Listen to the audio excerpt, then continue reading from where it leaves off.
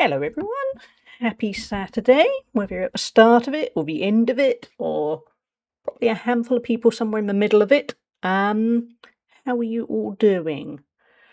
We're having a bit of a chill session today because, to be honest, I couldn't think what to play. I'm a bit low energy, so I thought I don't want to start anything new.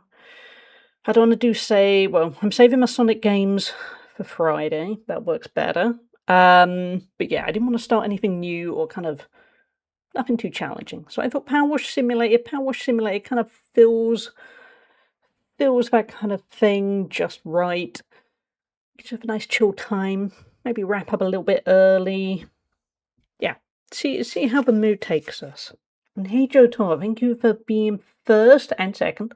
And thank you Woody for being third. How are you all doing? I mean, Woody's muted, so we can, well, guys in chat can't say anything, but I can say what I like about Woody. Oh, the urge to the temptation to see how muted I truly am. Hey Gloel, how are you doing? You're out of purgatory. Oh yeah, Twitch was a mess yesterday. Yesterday's stream was a lot of fun because I had really good fun playing Sonic, but on the other hand, I know a whole bunch of people were very restricted. Either they couldn't chat, or sometimes they could chat, sometimes Twitch kicked them out. Redeems weren't redeeming for no particular reason. I know at one point my Twitch dashboard totally crashed, and I refreshed it and it just nothing loaded. All I could see was my live screen, but I couldn't see the activity feed, anything like the ads manager, chat window, nothing. And then a few times I had to refresh and then would go, oh, I've missed a whole bunch of chat.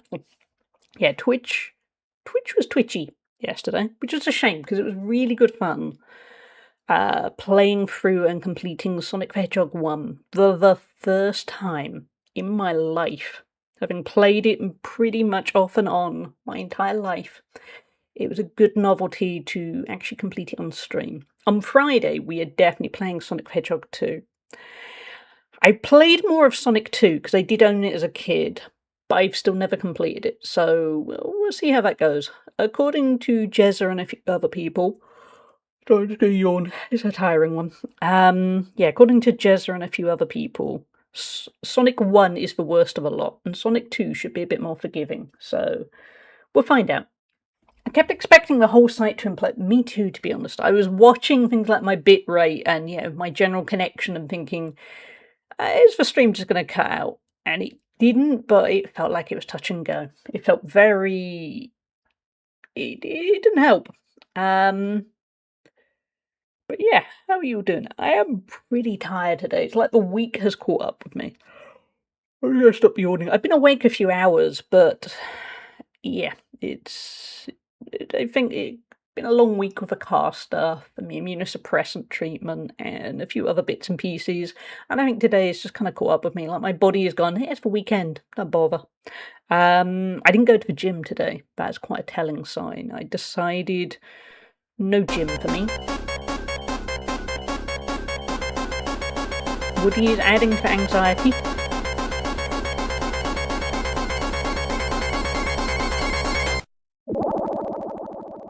Woody, the worst part is Woody's got it muted. He just did that exclusively to torment the rest of us, which is just pure evil. Thank you, Woody. Not that you can hear.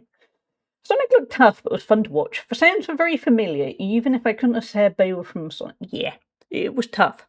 It was the things like, for instance, right before a boss battle, you die, you come back, and there are no rings to collect. That was brutal. That was also stuff like at one point I was dodging spikes and it was water, so I was drowning, and then there were some other things, there was electricity, and that was a brutal game.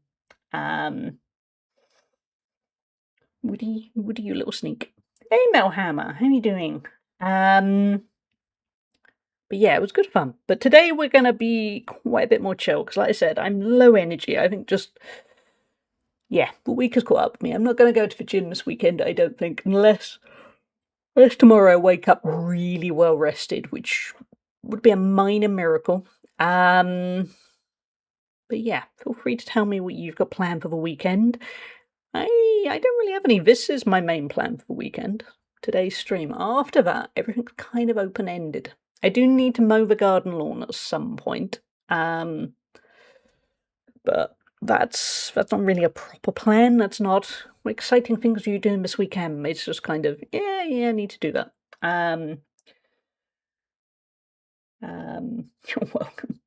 I'm not gonna 100% power wash sim. Like, no. My 100%ing days are well over. That was during my Xbox era. Trying to think, actually, did I 100% it on the Xbox? I might have. I honestly can't remember. It's been a long time since I had an Xbox. But I know once upon a time when I did have an Xbox, I was about to go and look on my Xbox app. I'm trying to think what my gamer score was. My gamer score was, well, at the time, obscene. It won't be now, because it's old. Where was it at? Can you even look up gamer score on... Maybe you can't. Because where's my gamer score? Okay, we'll never know. It was like 650,000. That's what I remember from previous times. But if I switch over to... Not that. Okay, I don't know. But I remember it was about 650,000. Oh, wait, there it is. 602,930. Okay, I went a little bit higher than ideal. But yeah, 602,930. So it wasn't too shabby. I didn't realise I've already unlocked half of the achievements for Forza Horizon 6. I haven't even put any effort into that. Fair enough. Anyway, that's a whole bunch of stuff you guys don't need to know. Gamer score too good to register. I was a very... Before I got back into PC gaming, Xbox was my console. Everything else was kind of left by the wayside. And then last year, once I realised I was very into PC gaming again and kind of realised there was a lot of overlap between PC and Xbox, and also I needed the money, I sold my Xbox. And every once in a while, I regret it on a very low level, because, for instance, I remembered I owned most of the Assassin's Creed games, had download versions of them on my Xbox. And now that means I own 2 Assassin's Creed games, because I've got one on my PS5 and one on my PC, and I'm there thinking, that would be nice. But in reality, I make good money out of it. With inflation, about 650, yeah, we'll say that. But yeah, my life was Xbox achievement hunting, so I'm a lot more relaxed with PC gaming. I'll do a little bit of trying to get the achievements. Like, just now I looked and thought, I've got half of Forza Horizon 6 achievements, and I hadn't really tried. So stuff like that, I can feel the old habits creeping in. But ultimately, I'm tired and old. Not old, but yeah, I'm tired. I've got enough going on. Thank you for watching Streak Melhammer. But yeah, on that note, we're going to play some nice, quiet, cosy PowerWash Sim. We're going to dive back into the Shrek DLC, because it's cute. We have got other DLC, but I don't think anything can really beat Shrek in terms of just adorability. Having said that, there was Wallace and Gromit, but I've completed that off stream. Can't beat Wallace and Gromit. The temptation to lock in is creeping up. It kind of is.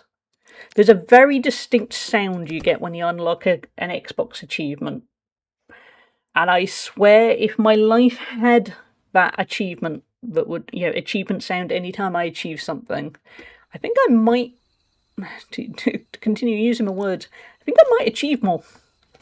Got my coffee and bacon buddy, nice. That's a good morning setup for you. But yeah, imagine if you lived a life where you do something and then this little distant sound would kick in to go, yay, achievement unlocked.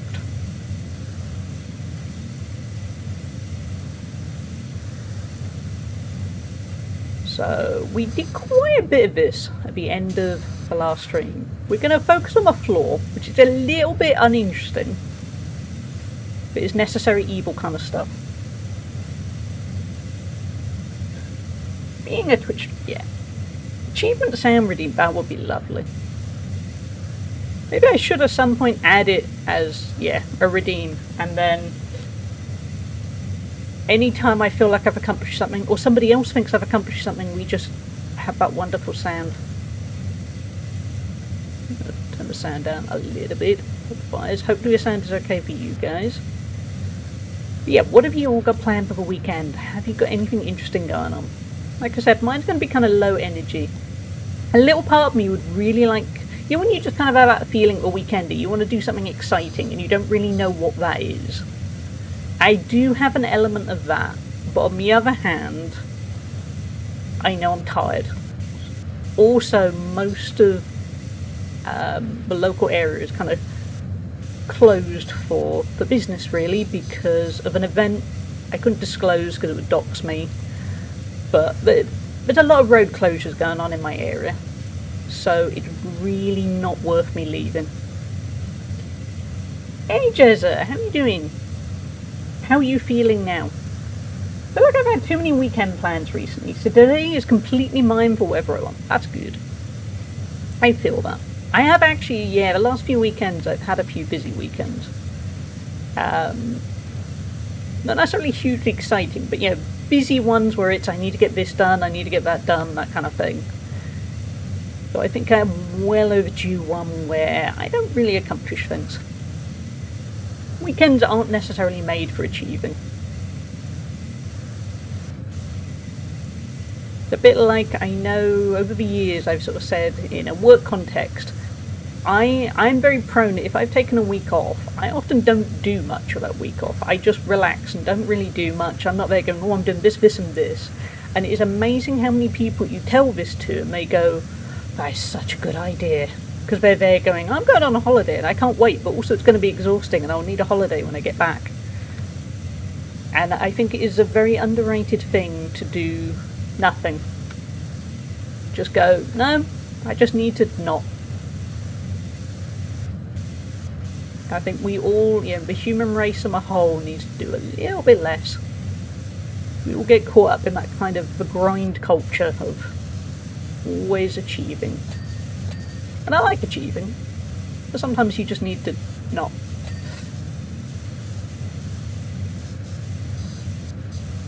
Sometimes achieving is simply existing.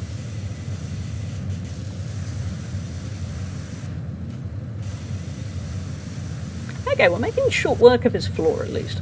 It ain't the most exciting. You can't deny we got a good strategy again.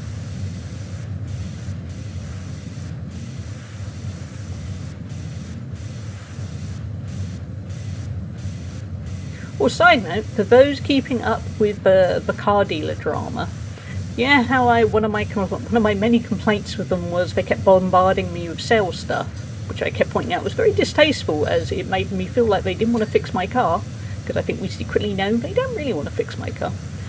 Guess what I got in the post yesterday? They sent me another sales leaflet. Another very targeted, we've got a special deal, but it's not really a special deal because you're not that special really. Yeah, they sent me another one. So I'm going to be complaining to my Nissan case manager again, because that's I'm trying to work out what word to use. Before I used distasteful. It's getting beyond distasteful. No way, I know. You'd think they would have learnt, wouldn't you? It's quite utterly ridiculous. Luckily, it didn't actually incense me. I just kind of looked and laughed at the absurdity of, why? How do you not realise that the more you do stuff like this, the less likely I am to ever buy a car from you again? And I will be confidently telling all my local friends, do not buy a car from them. Fuck those guys. Yeah. Even after you brought it up, yeah. Because about a week and a half ago, they sent me 2 emails and 2 text messages in the space of 24 hours. And so I complained. They went, oh yeah, sorry about that. Actually, no, they didn't say sorry about that. They just went, yeah, we'll take you off the list. When I was quietly there going, I never asked to be put on the list. And then they went and sent me a letter. I'm expecting another letter, to be honest. If the last lot came in a wave of 2, I think I'm getting more post, probably today. But yeah, still the same as earlier, but I no longer have a fever. That's good.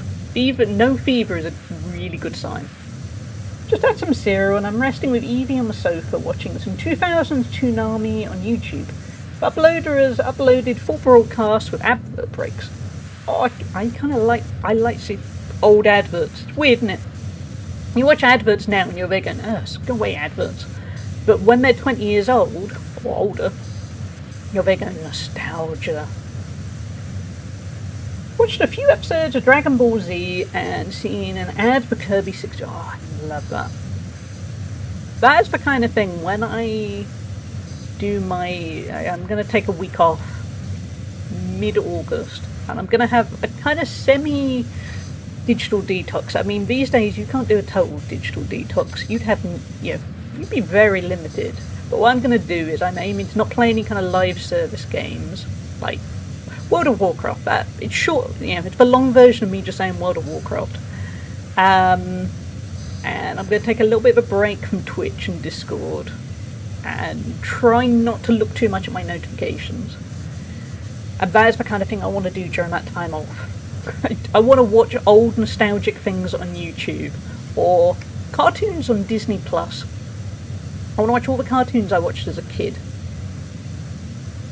It was a rear. Okay, well, we'll focus on my front.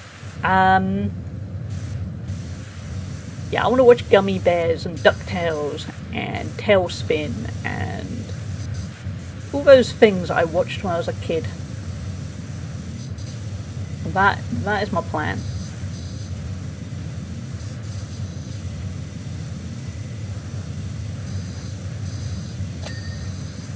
We got planks.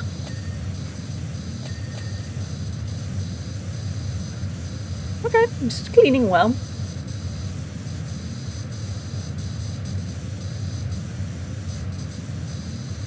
Adverts were less malicious. Yeah, they were a bit...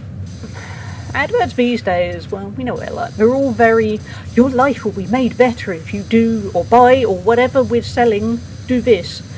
And they're kind of... Yeah, they're not nostalgic.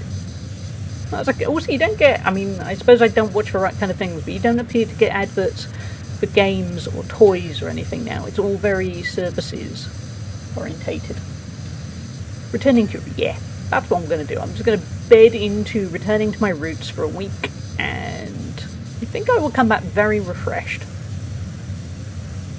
And we'll have a nice week to finish off August, and then September's going to come along, which is going to come with September, and I do have a few ideas I want to implement for September. I'm not expecting it to be, I'm a small-time streamer, I understand that, but it would be cool to do... We're definitely going to have some kind of sub-goal for September. We'll keep it nice and achievable. But yeah, we'll do something fun for it. Watching Toonami, it made me remember getting into anime for the first time when I was 8 in 2000. Oh, that's great, I love that. I just watched an ad for NHL 2K on the Dreamcast.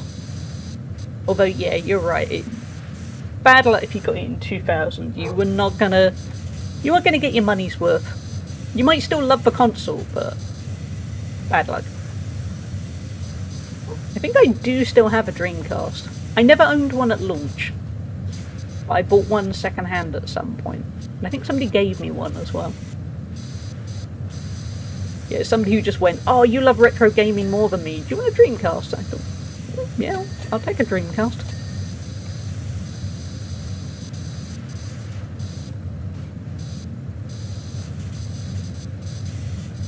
No clue if I have any games for it, but I've got a whole bunch of boxes under my bed of all the old retro stuff I've got, and I haven't looked there in a while, and to be honest, I can't remember what is there. Hopefully I will get the office sorted out quite soon. Kind of early September time is the hope. And then, for one thing, I can give you guys a tour of the retro collection. I think that might be quite fun.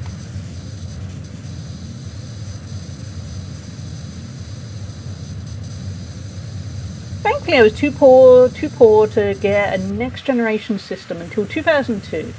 So I played my PS1 for so long, where then I got a PS2 Final Fantasy 2. Yeah, you picked the right side there. I can't remember when I first got a PS2. Might be the same kind of time as you. But I couldn't put specifics on the date. Because...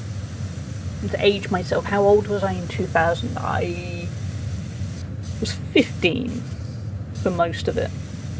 Because my birthday is October, so... yeah, most of 2000 I was 15. I can't remember where. think I probably still had a PS1. Because, yeah, games consoles were expensive. I mean, were expensive. Game consoles are expensive. So, yeah, I tried to get the most out of them.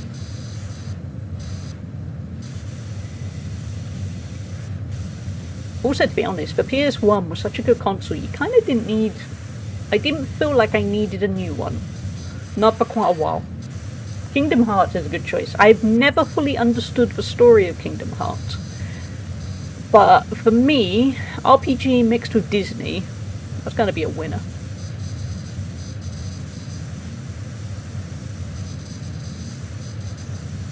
But don't ask me anything about the story of Kingdom Hearts. And when I started playing later Kingdom Hearts games, I got nothing. Absolutely nothing. What do you say back then, though? Due to competition from Xbox entering the console market, the price is very competitive. Yeah, that is true. I remember a lot later than that, it would have been 2004. I had a boyfriend who had an Xbox, and I absolutely loved... We play a lot of games on his Xbox. I think we played Halo co-op. But either way, it was fun checking out the Xbox. Yeah, we did play Halo co-op, because, slight sob story, I bought him Halo 2 for his birthday, under the idea of, oh, we can play it in co-op, and then he broke up with me not long after. And I didn't play Halo 2 for a very long time afterwards. But anyway, the point of that story was, I remember it was a long distance relationship, so I remember I came home sometime and told my mum about how, oh, so-and-so's got this Xbox, and oh, it's a really good console. To my mum's credit, and my parents didn't have a huge amount of money, but they had a bit more money around that kind of era. And again, like you said, the consoles were a competitive price. And anyway, she bought me a crystal Xbox for Christmas. And I still remember that, because it was such a surprise, because I obviously hadn't asked for it. I wasn't... But, oh no, that's too expensive a gift. She got me a crystal Xbox, and I still remember that. And I wish I still owned it, but at some point, in predictable fashion, I needed the money. Probably about 4 or 5 years later, because of my dad dying. And I sold it, but it was such a cool looking console. To be that terrible person, I have much fonder memories of the Xbox than I do the boyfriend at the time. Yeah, Kingdom Hearts got so convoluted. Fuck that game. Yeah, I don't have the best stories with that kind of thing, but yeah, the Xbox was great. I mean, ultimately, it was a very different time. I'm just pleased to have good memories of the Xbox. So, just get my watch back on. But yeah, the Crystal Xbox, oh, I bet they sell for a crazy amount on eBay now. But purely for the nostalgia, if I ever have some spare money, I would be tempted to buy one again. It's lucky, oh, I remember, oh, your cousin's boyfriend got it, yeah, they were a really nice looking Xbox. I was lucky, the friends I made in high school each had opposite system to me, so it was the area when I actually got to play with, oh, that's perfect. Growing up, me and my best friend alternated. Because when I first made friends with him, we both had Game Boys. He had a Super Nintendo and I had a Sega Mega Drive. So that was perfect. Then a bit later, he got an N64. I got a PS1. Neither of us had a Sega Saturn, so we did miss out there. But we did pretty well. It was really good. It meant he got to see me play through Final Fantasy VII. I got to see him play through Ocarina of Time. Yeah, we got the best of both worlds. The funny thing is, I have never actually completed Ocarina of Time on my own. Because I watched him play so much of it, I never really got into playing it myself. I've owned it a few times, but I'm very keen on when the remake comes out, or the remaster. I can't remember which one it is, but yeah, the new one comes out, because I think that's going to be a good opportunity for me to experience it properly. But yeah, we all alternated pretty well. No one had a Sega Saturn unless you were in Japan. No, that is true. Yeah, it's very hard to come across anyone with a Sega Saturn. You'd have to be kind of peak games nerd. In the best way, but yeah, nobody mainstream in the UK seemed to ever have a Sega Saturn. Nowadays, we know the system was actually decent, but the majority of the library never left Japan. Nah.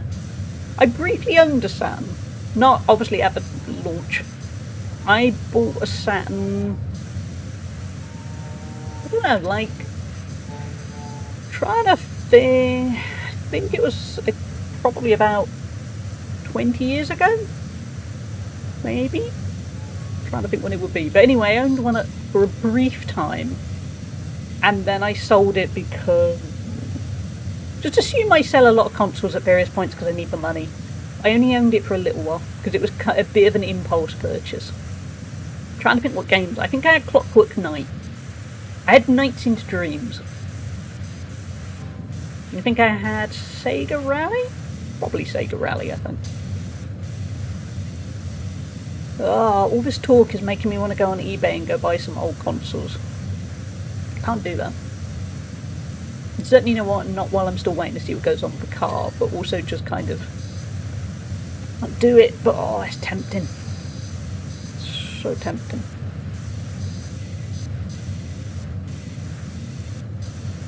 Maybe I need to go start trawling some car boot sales. Because every once in a while you're going to get somebody who just can't be bothered and just sells something for a $5 when you're there. Go, this is worth a lot more.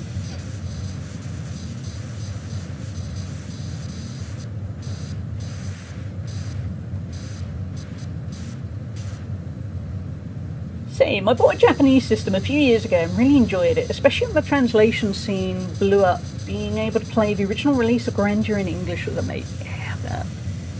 Side note, I do keep meaning to buy Grandeur, Jezza, on Steam, because I think you are absolutely right and I will love it. But on the other hand, I am getting quite good at stockpiling JRPGs and they're not actually complete, or not even playing them. But it's on my wish list and I'm just waiting for the moment. Maybe a sign, I don't know. Just some kind of moment that makes me go, yep, buying it. Does seem to be on sale quite a lot, at least. Donkey, I'm getting the sense you take your job seriously. PowerWash, I don't want to condemn you, but I don't believe Donkey would ever say, I'm getting the sense you take your job seriously. This is Donkey we're talking about. Kinda, I'm here to wash, not to talk vibe. I respect that. That's a little bit more Donkey-ish. I'll take that.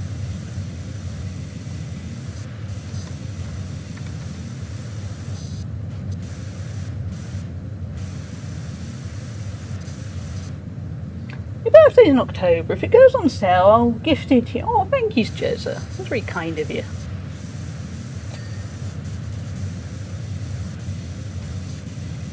Yeah, I reckon I would love it. I mean, I remember probably when it was kind of quite a new game. Maybe not a launch, because I can't remember when it launched. But I do remember in the kind of PS1 era thinking, yeah, this would be my kind of game. But it was so hard to get hold of JRPGs back then. It felt like outside of Final Fantasy games, and that was all thanks to Final Fantasy VII being such a big deal, it felt like I'd stumble across JRPGs. Like Suikoden, which is one of my all-time favourites, warts and all, I only got to play because I stumbled across it. I was in this shop that was a second-hand store, and it started out as a store that sold second-hand records the first time round that vinyl was in, and then they branched out into doing lots of second-hand games, and they had a huge amount of games. So I remember I just saw the cover for Suikoden. The cover for Suikoden is a really cool cover. And I just looked and thought, I want this game. And I think it was £20 at the time, which at the time was a lot of money for a game. Certainly a game that was unknown quantities. And I loved every second, and ultimately I would kind of low-key call it life-changing. Like Final Fantasy VII.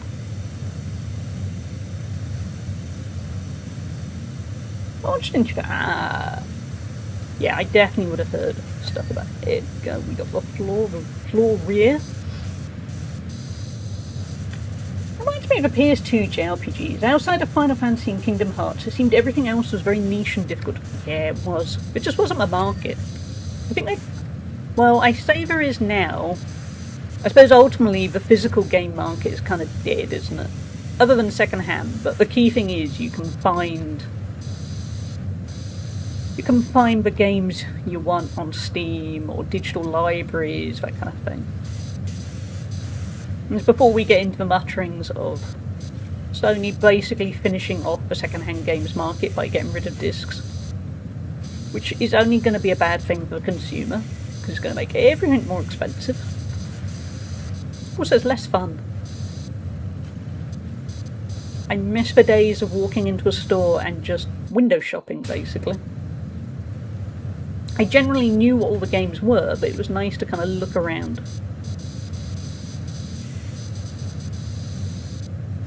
And maybe impulsively buy something.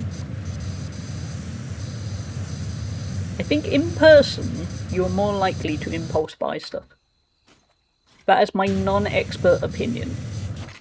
I say non-expert opinion. Actually, when I used to work in sales, I used to work in a phone shop. Car Phone Warehouse, if any UK people remember it. For my sins, I do apologise if people missold your stuff in Car Phone Warehouse. I was one of the good ones, I promise. But I remember one of the sales techniques was, basically, you get the phone out of the box, you put the phone in the customer's hand, because there's some kind of psychological thing of if you are holding the thing you are considering buying, you are generally more likely to end up buying it. It's just I suppose it gives you kind of ownership.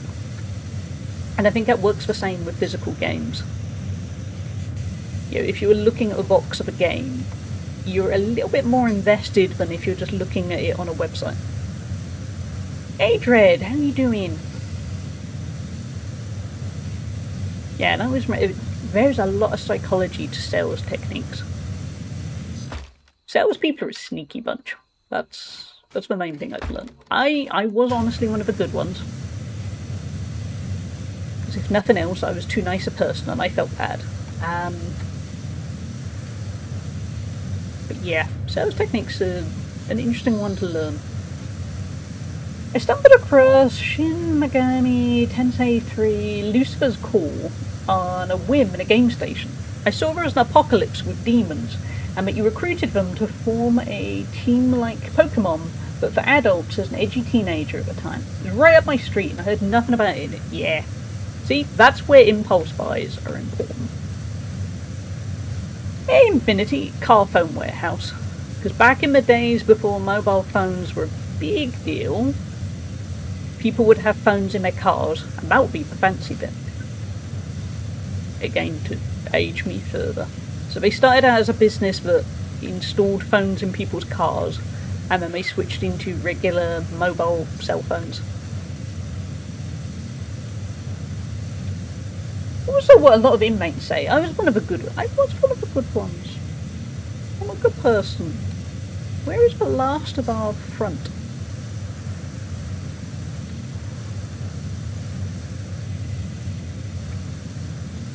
We must have a tiny... I want to get this bit done just so then we can move into the building. Wait, what's that? That's what, okay. It does matter a little bit that side, okay. Maybe if we do this kind of area.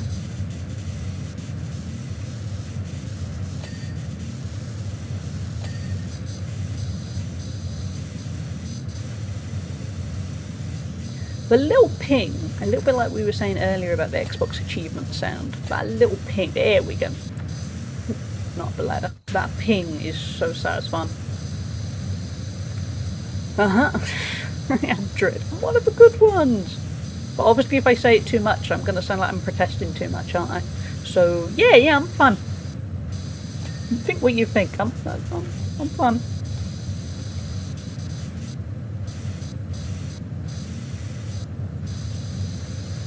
How are you all doing? You got a nice weekend ahead of you? This place is... yeah. Gonna need a lot of cleaning. Hold on. I need to hydrate. Sounds like stream it. My weekend is looking pretty chill and quiet, and it is exactly what I need because I've had a busy week and I'm looking forward to less. Just less.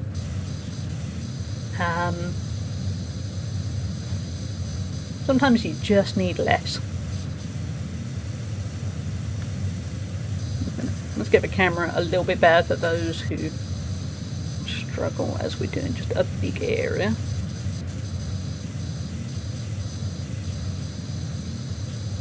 Clean in here. Imagine if you were cleaning your house and this was a situation.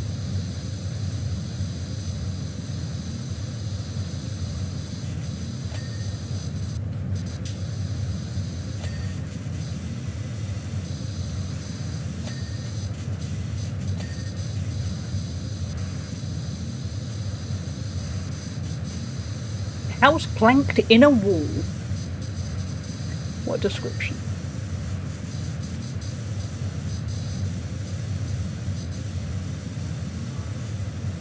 But yeah, I'm hoping to have a nice chill weekend. To be honest, after the chat with Jezza, I might have a look around on eBay and have nice window shopping dreams of these are the consoles I would like to buy. When, to be honest, right this second I haven't got the money and I haven't got storage space. But that doesn't stop you dreaming. Yeah, honestly I haven't got much planned. You do a little bit of gardening. That's honestly probably it. I have mixed feelings. I always got a little bit uncomfortable having no plans. But in reality, that is totally what I need. No plan for me, yeah, only game. Yeah, that's kind of my hope. What games are you thinking of playing, Dread? And what games is everyone else playing at the moment? I probably need to slightly kick my World of Warcraft habit, because I started playing, replaying World of Warcraft Classic. When I damaged my ankle, 6 weeks today by the way, I thought I'm going to roll a character and I'm going to see how far I can level it while my ankle still isn't right. My ankle still isn't right, and I have just hit level 55, and the level cap is 70. And I suppose the problem is, now I'm that invested, I want to get to level 70. And I suspect I will get to level 70 before the ankle is perfect again. Happy ankle-versary! Yeah, thank you. Hope your grandma's doing okay, Glow out. This weekend I'm waiting for a dancewear delivery. Ooh, that sounds exciting. And then out to pick up the Messages food shop there. Maybe the gym to walk and read. That sounds nice. Sounds like a nice little mix of getting stuff done, but also not too demanding, Lou. But dancewear sounds exciting. Congratulations. Yeah, 6 weeks today. It's still swollen and it still hurts when I walk. Going great. Like stairs are just pathetic. They're pathetic in my head. Speaking of sales tactics, remember I remember that it's never worked on my mum. She worked in sales herself in the 90s, and in her boss's words, she could sell snow to Eskimos. So she knew all the tricks of the trade, and salesmen would get very frustrated. That's me now. I only worked in sales for about, I think it was only about 2 years, part-time, because it was when I was a student. But I can see through their tricks. I know what they're going for. Nobody is upselling me on something unless I want it. Also, I think that's why, as you've seen with my ranting about the car dealer, I am very passionate about good customer service. Because also I worked for a bank in customer service, and I'm very... Customer service is important. Good customer service at that. And it bugs me a lot when people exhibit poor customer service. I know, yeah, they're overworked, underpaid and all that, because I was also overworked and underpaid, but I'm just very... My ethos is, if you're going to work, you know, if you're at work, do a good job, do your best. But anyway, rant over. Transport Fever 2, which I just got. Ooh. World of Warships, Microscape, Maybe Only, and or Mech Warrior. Nice! I played Mech Warrior 5 a while ago. I liked it. She's good but tired. We hosted a tea party for her birthday. Oh, happy belated birthday to her. So a lot of running around and serving 15 OAPs. Ooh, you had a busy day, girl. I hope you get a bit more rest today. It sounds like you need a bit of you time. Had a good ethos, yeah. It's just, I know what it's like, and I know it. I couldn't confidently say I loved when I worked in customer service because it was tiring and frustrating in many ways, and also while I'm there going, oh, there should be good customer service. If you're going to treat the staff poorly, no, don't do that. That's not cool. Because I also dealt with a lot of abuse from people when I abjectly did not deserve it. I am not there for that. I will never be abusive to customer service people. Those people are the worst. But when I worked in customer service, I still threw myself in. Probably a little bit too much, actually, and got stressed. But I was just very of the view of, I want to do good. But again, not if they were abusive. Luckily, most of the places I worked were very of the attitude of, like the call centre. The call centre was not the best, but they did have a good policy of, if you swear at somebody at the call centre, they get to hang up on you. And that was good protection. Because some people can be really horrible. I was super emotional last night as I'm trying to do all the right things recovery-wise, but I'm so tired. Oh, I'm sorry, Lou. That is such a frustrating position to be in. I think you're doing great, but I appreciate that doesn't necessarily help. Because I know what that's like. I've had that with recovery from things, and people are there going, you're doing such a good job, and you think, yeah, but I'm doing everything right, and I'm not fixed. Why am I not fixed? Why is it not going faster? And it is a horrible position to be in, and it's very frustrating. But it's also okay to be emotional, to just be a bit, I feel rubbish. That's totally valid as well, because recovery is exhausting, physically and mentally. It's constantly checking in with yourself every day and going, right, where am I at? Yeah, slacking off also matters. Give yourself a break, yeah. But it's, I get it. I can do a lot now, but my stamina is utterly absent. Yeah.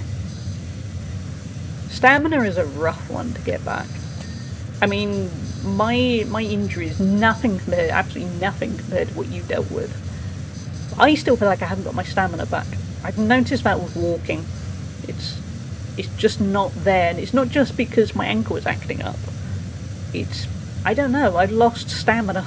It's a frustrating one. Stamina, I think, you know, when it comes back fully, for both of us, it will come back at the wonderful level we were at.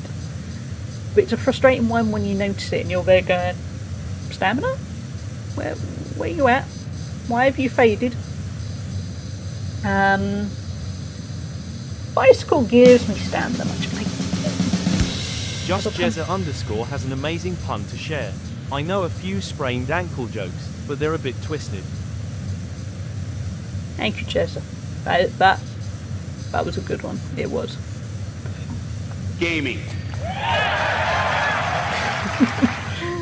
Thank you, Jezza. Yeah, I would like to cycle more.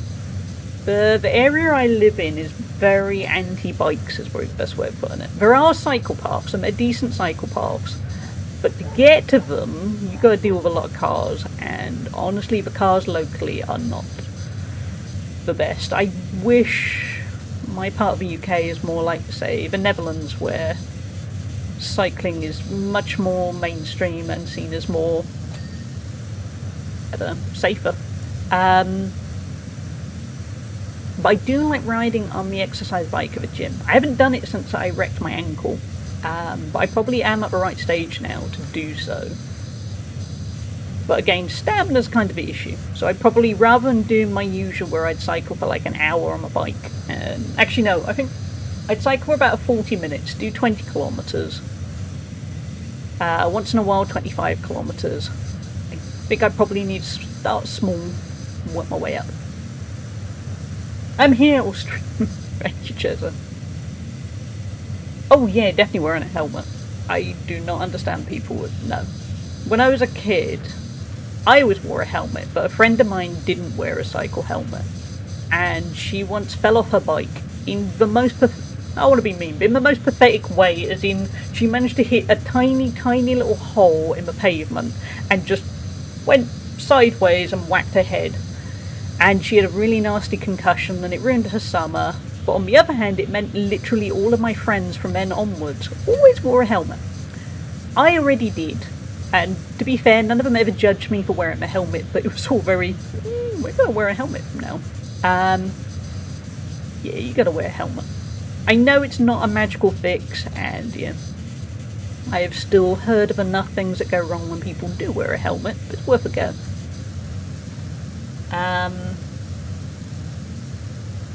If I ever set up, I gamify it or something like Zwift. Oh yes, Zwift. Watching Cave Mobster do those Zwift streams, but it looked like a lot of fun.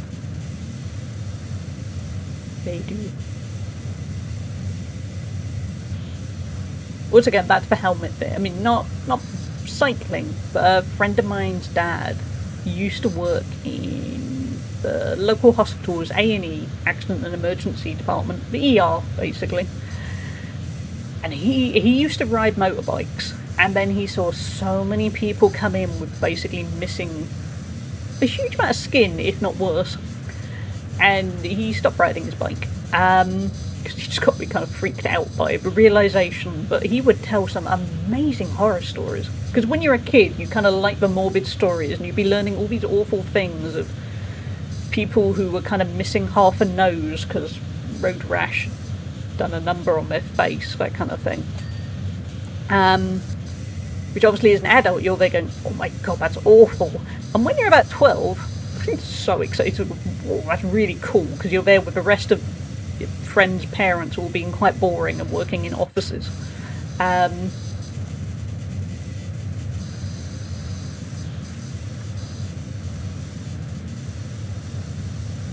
blonde wig be more fair enough. My hair is thicker than a helmet. Hopefully it's not as hard as a helmet. I mean, I'm not judging your hair, but if it is as hard as a helmet, I do have questions.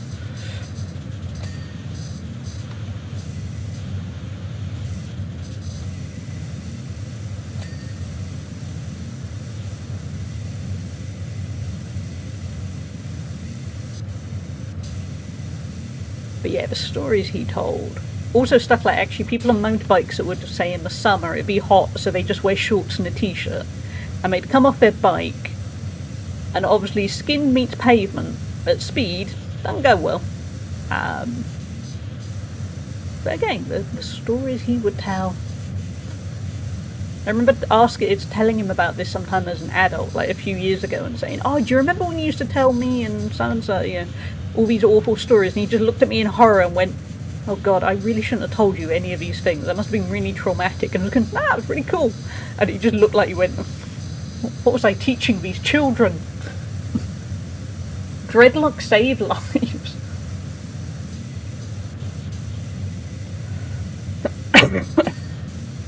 But yeah, he was quite horrified that he ever told us. I think in hindsight, I wonder if maybe he came back from work and he was kind of so desensitised to his work that he just totally forgot that it was probably inappropriate to tell kids these stories. But it did mean that we always made sure that we were careful on bikes. Neither of us ever grew up to ride a motorbike, but I would kind of like at some point to ride a motorbike, but I probably never will because danger.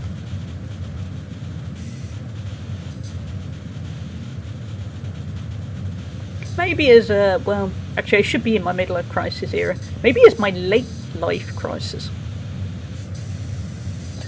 Maybe I'll wait till like I'm in my 70s or something and get a bike.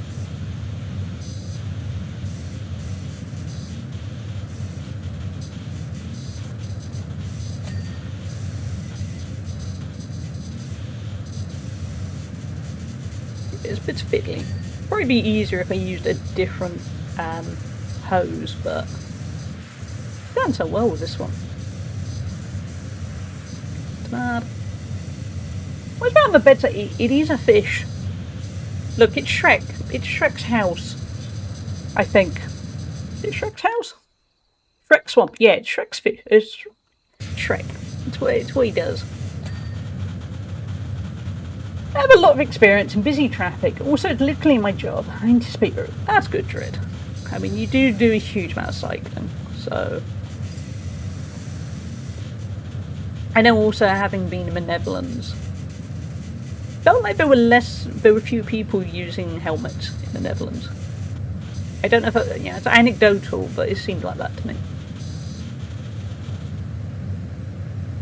Adults didn't really think about these things back then. We were less desensitised when it came to things like that. At least from what I remember in the UK. Yeah, it does seem that way. Rather now, I think people kind of think a little bit more. Which, to be honest, is probably a good thing. But it does mean you miss out on the cool stories.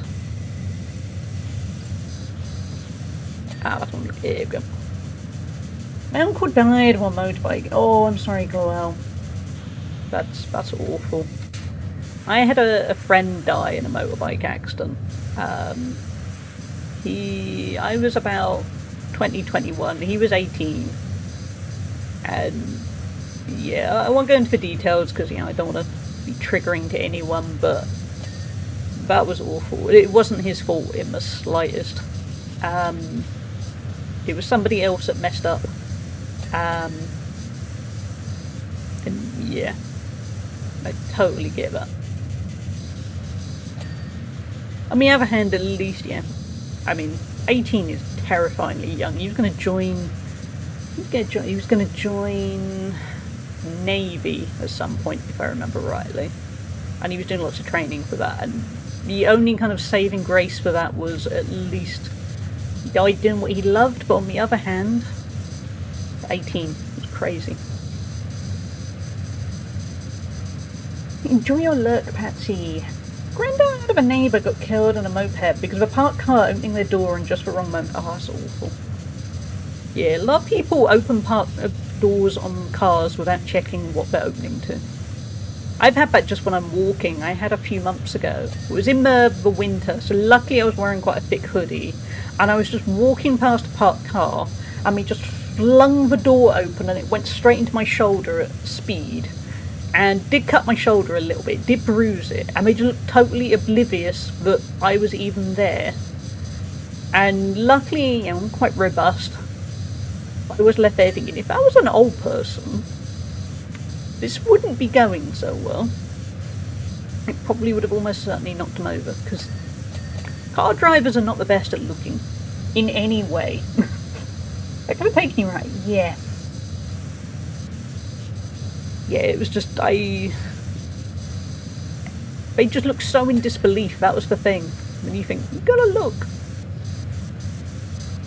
It did hurt. It could have been worse, but I mean, certainly if I'd been running or something, that could have really hurt. But yeah, despite being primarily a car driver, I'm not a big fan of car drivers. They live in their own little bubble a lot of the time, I think. I try not to, but like I said, I've the experience of being an avid pedestrian, and also I've had things like a friend die in a motorbike accident at a young age, so funny enough, he did die at the same time as I was learning to drive. And I think it probably was certainly changed I'm always keeping an eye on motorbikes and cyclists. Because you then realise how vulnerable they are. I always give huge space to cyclists when I'm overtaking, because why wouldn't you? It takes a few extra seconds.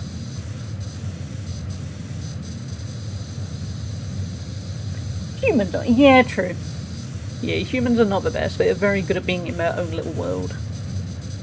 That's true. The hazards using a car are just so much bigger than with most other humans every day. Yeah. I love driving,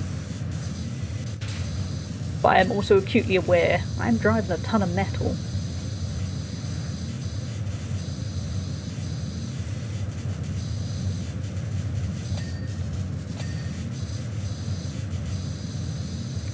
go. We're getting into the fiddly bits now. Should be fine, we'll do it.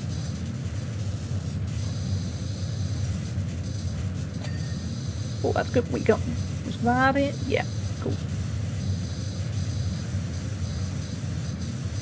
We've gone nice and smoothly. Thank you, chat. You've provided excellent company while I clean up after Shrek's mess.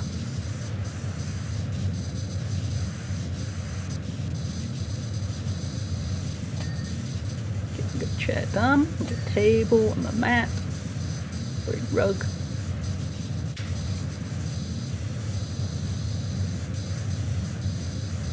Ooh, I bet the under of the yeah, knew that was going to be filthy.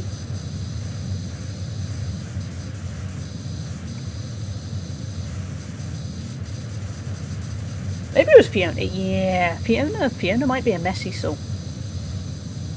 She seems the type.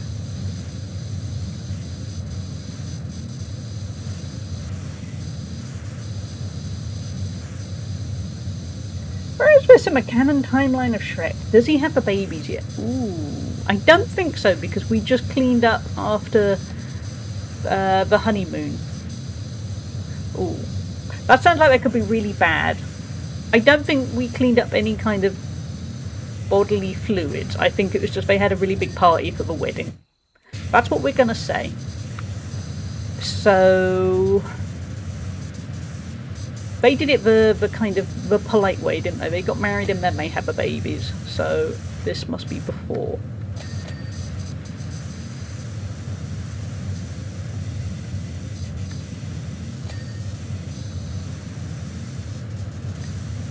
Okay, let's stop at a sec. Let's go up. Yeah, I think this is kind of old school Shrek rather than more up to date. There's a new Shrek film coming out, isn't there? I saw a bit of the trailer and then thought, whoa, they're aging. I don't know how to feel about Shrek and Donkey aging. I know we're all aging, I just don't think I want to see Shrek age.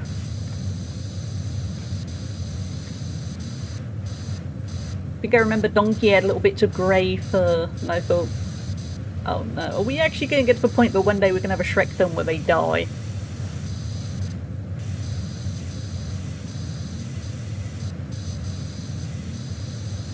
To me, which may or may not be a hot take, I think the Shrek films peaked at Shrek 2.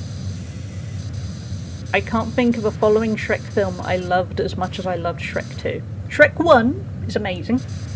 Shrek 2, also amazing, but I would argue actually slightly better than the first one. And then it's kind of slowly diminishing returns. If they die, that'll be fun for the pack. Yeah, that'll be awful. Got a soft launch for next Shrek gen. Yeah, maybe that's the plan. Maybe all the Shrek babies become Shrek 2.0. Or maybe instead we'll get an origin story, because we only met Shrek when he was an adult ogre. Maybe they'll go backwards and it'll be young Shrek or something. Traumatized Children, yeah. The one with Jennifer Saunders, yeah, that's Shrek 2. Shrek 2 is amazing. Such a good film. And it's got great music, it's got Holding Out for a Hero. All of the ones that have immediately left my head, but Holding Out for a Hero, that is an excellent little montage. Shrek at school, that could happen. That could indeed. I think I would certainly prefer an origin story than Shrek getting old. I don't need that. I don't need to be reminded of my own mortality while looking at Shrek. By the way, we got ads coming in just a moment. Stick around. It'll only be 3 minutes long and then that'll be it for an hour. Antonio Banderas as Puss in Boots. Those eyes. Oh, those eyes. Puss in Boots is adorable. Have you seen the Puss in Boots films? Because the Puss in Boots films are actually really good. And there's one that does a really good kind of child-friendly explanation of PTSD. And I think that is so good. Like, that's just, it's done well and it's just, I really appreciate it. I felt like I learned. As For somebody with PTSD, it was weird how I then thought, yeah, you got it just right. I never expected Puss in Boots teaching me stuff, but here we are. The giant gingerbread attack. That whole, yeah, I love that. Back in, when it was quite new and I had it on DVD, I would watch the montage with holding out for a hero and the gingerbread section over and over again every night because I just loved it so much. May have seen the first, I forget. The first two Shrek films are very good. Puss in Boots, I can't remember much about the Puss in Boots films. I just remember that the latest one, I'm trying to think what it's called, I can't remember what it's called. The latest Puss in Boots film, as far as I know, unless there's been another one, Puss in Boots loses his 9 lives, so he only has 1 life, and he has no idea how to deal with it, and then there's this whole PTSD explanation, and it really tackles mental health way better than any film that is about Puss in Boots should. I was very impressed. I think might be Puss in Boots: The Last Wish, something like that. I can't remember. Quite well thought out. Yeah, it was really good because it was, besides the PTSD thing, it was also kind of tackling mortality, but not in a miserable way. I remember it was still, well, yeah, Puss, even though life's a bit riskier now, you still got to enjoy life. You got to try and make the best of your situation. But again, it wasn't done in a toxic way. It was done in a, life's hard, and I just thought it was really well done. It was the kind of thing I thought when I was a kid I could have done with films doing that.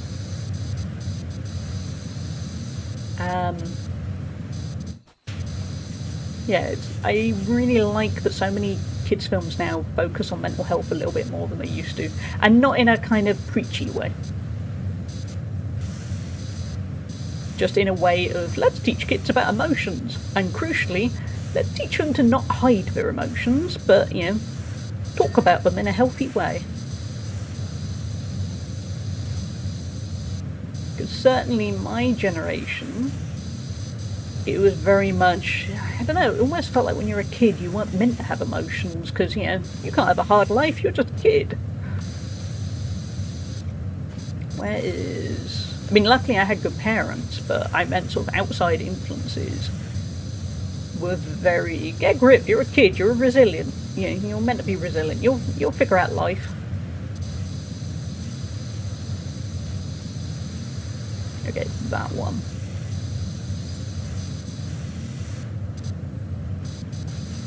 Maybe it's after. Maybe that. Got that bit at least. Oh, there. That is tricky to see.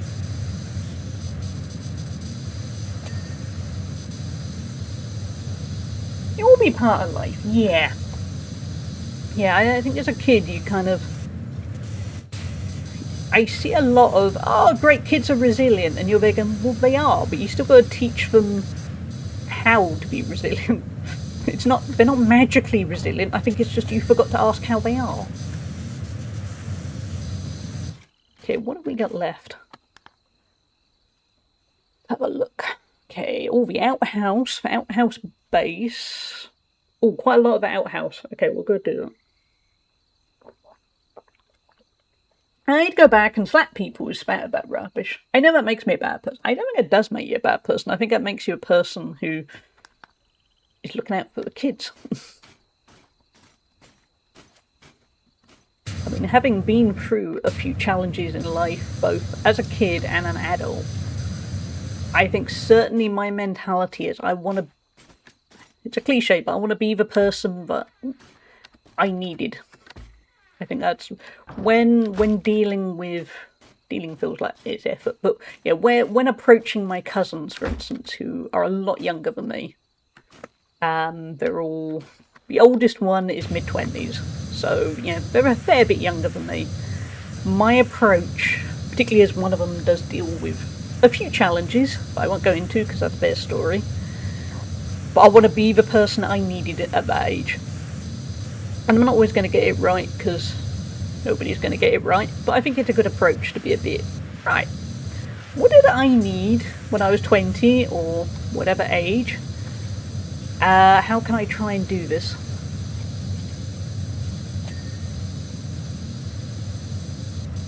And to be honest, sometimes with my cousins, to be blunt, they ignore you and they're going, yeah, it's fine, don't worry about it. But at least they know. Because they've also got to figure it out for themselves. Outhouse, inner wall. Okay, which one?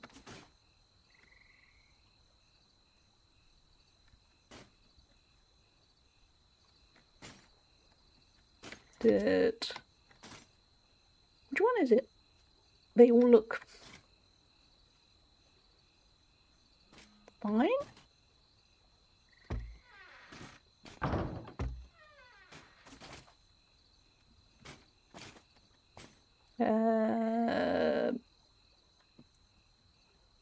Nothing is glowing.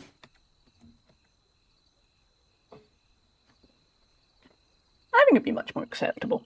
Life is hard. We're just trying to muddle through as best we can. Yeah. Alter there? No. Okay. And in particular, I mean, one of my cousins in recent times has gone through all the stress of higher education and getting the right qualifications to go to university. And she's understandably so stressed. And you're trying to you don't want to go, don't worry, baby, it's totally pointless. One day, nobody's ever going to ask you what your qualifications were. Because you don't want to do that, because that diminishes all their hard work. But you also want to kind of encourage this idea that it's okay, it's not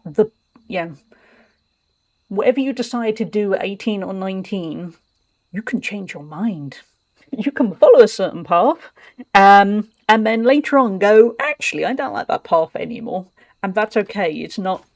The decisions you make right now might feel like they're going to be everything for the rest of your life, but you can go do other things. It's, yeah.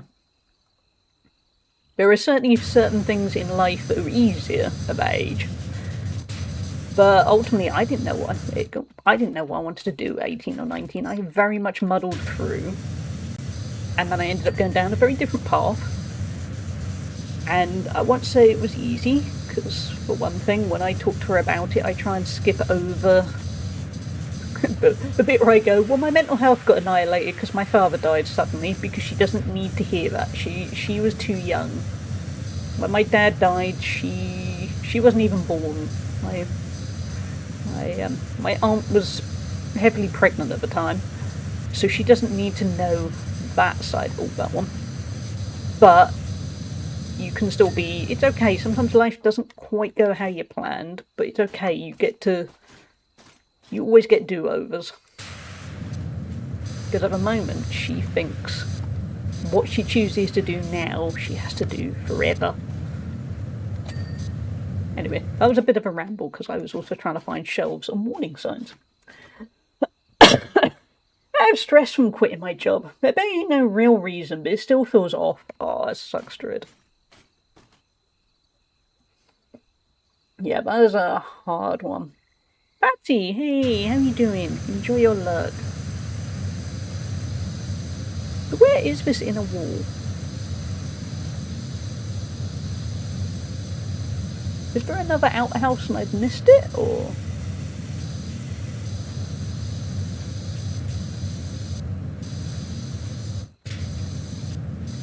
Yeah, quitting work... There we go.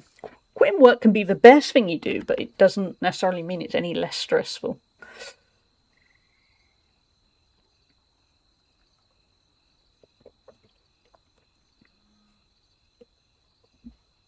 That was good going. We did good. What have we got next? A Fairy Godmother's Potion Factory. It is a $650 job. The one we just did was $200. This one is going to be huge. This is going to... There's a burglary at my beloved potion factory. Some impudent ogre, hey, I know them, and his posse tried to steal my most beloved creations. We chased them off, of course, but not before they'd caused chaos. I can't even ask my munchkins to clean it up. Half of them are now doves, and the others aren't covered by my elf insurance. I admire the pun. This is going to be a big job. I don't even have dental. Oh, look at the state of that. That's going to be a lot. Just seen a Star Wars advert. Just seen a Star Wars Episode 1 Pizza Hut toy advert. Oh, the nostalgia, Jezza. The nostalgia. Oh man, this is going to take us a while. This is going to be a chunky old task.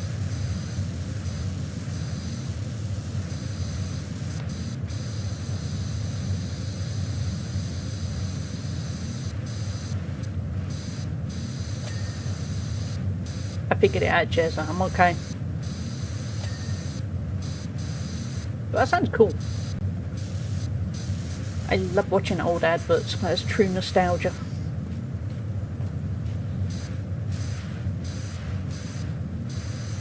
There you go. We're 1% done. We're basically finished. It was 99 pence to buy your pizza at a bar. Imagine how cheap the pizza was back then too. Because I haven't had a Pizza Hut in a long time, but I know Domino's. I remember back in the day, it felt like you could get really cheap deals, and now it's like, hey, do you want to spend 50 quid on 2 pizzas? And you're there going, not really. No. Here's a deal that means it's only £28, and you're there going, I don't really want to pay £28 for 2 pizzas either, thank you.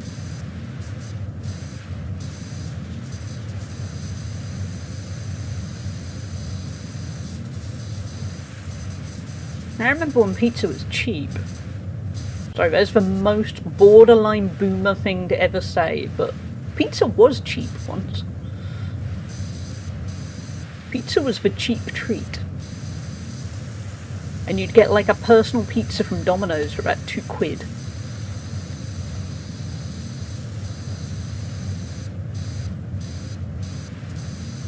Although I was very lucky during when I was a postgraduate student, for a time my housemate had, well, she had a boyfriend for a while, but she had to move out at some point. But for a while, her boyfriend worked for the local Domino's, and so he would always he'd always be coming back with a whole bunch of pizza. So we did get free pizza a lot. Turns out free pizza at the start is amazing, and then after a while it's a bit, oh, there's more pizza. No, I'm okay. Me and my friends used to get student discount deals all the time. Yeah. Ripped off the dough, tomato and cheese. Yeah, that's the thing, isn't it? There's not... Domino's pizza isn't skillful. There are local places to me that are independent pizzerias, and you can see them doing, making the entire pizza, and that looks like proper effort. Domino's, it's frozen dough. They roll it out, and that's kind of it. And I'm not begrudging it, because sometimes you just want Domino's, but it's the bit where they then charge a crazy price for a bunch of frozen toppings. I still can't get over the price of McDonald's now. Yeah, McDonald's is crazy. But like Dredd said, it's going to take a while for them to ever sink. Because they've got brand recognition and everyone is there going, yeah, they're really expensive, but once in a while I want a McDonald's. Miss Rachie, thank you for an 80 watch streak. That is a huge, huge number. How are you doing? How's Mina doing? Are you making sure you're relaxing? Please say you are relaxing. That's why I generally find a real good local rather than go to the... Yeah. Annoyingly, I don't have any good local pizzerias. Truly local. I always have to drive to get a good pizza, but it's generally worth it. Yeah, support your local restaurants. That is key.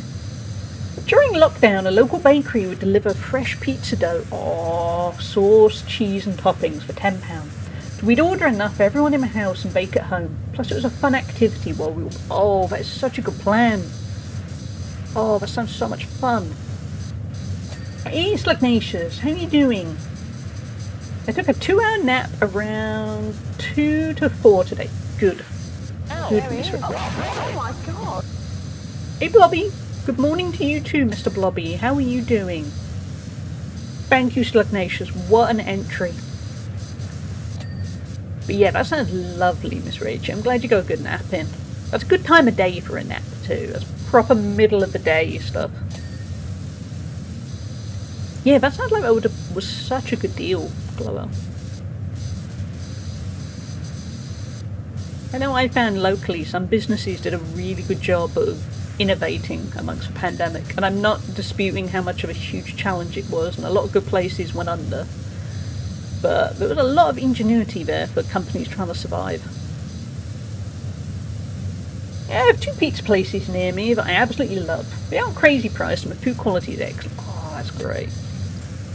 I have good pizza places, but I've got to drive kind of 20 minutes or so to get to them, which isn't the end of the world. But it depends on if you can be bothered. Sometimes you can't. I'm doing well. I'm going to a cat cafe with my daughter. Like, oh, let's go. It's going to be so cute. Yeah, also things like the good pizza places. As an example, this weekend there's this big event in that area. So there are huge road closures and lots of traffic for the roads are open. So I won't be driving to get any pizza. I say that I've immediately remembered that it's actually a really good pizza place that wouldn't be part of... Oh, chat, I think I might be formulating a plan of what I could do later. I mean, not a bad price, because you can't eat in, so they just do like a really big pizza for about £12. And they do vegan and gluten-free, so my mum will be able to eat pizza as well. I'm not having vegan and gluten-free. I'm sorry, I'm going to be that judgmental person that I do not want vegan cheese on my pizza. Totally respect it if you do, but I am not a fan of vegan cheese in that context. I didn't have Nando's. I was considering getting Nando's this weekend, but now I'm starting to think, I wonder if I could get to that pizza place. I can't justify both. I need to do some kind of cooking. So, chat, do I go pizza or Nando's? What do you think? Hard choice, isn't it? The pizza I would get, they do a really nice Thai curry pizza, which is exactly how it sounds. Thai curry on a pizza. And it is amazing. It is like nothing you've had before and a really crisp base.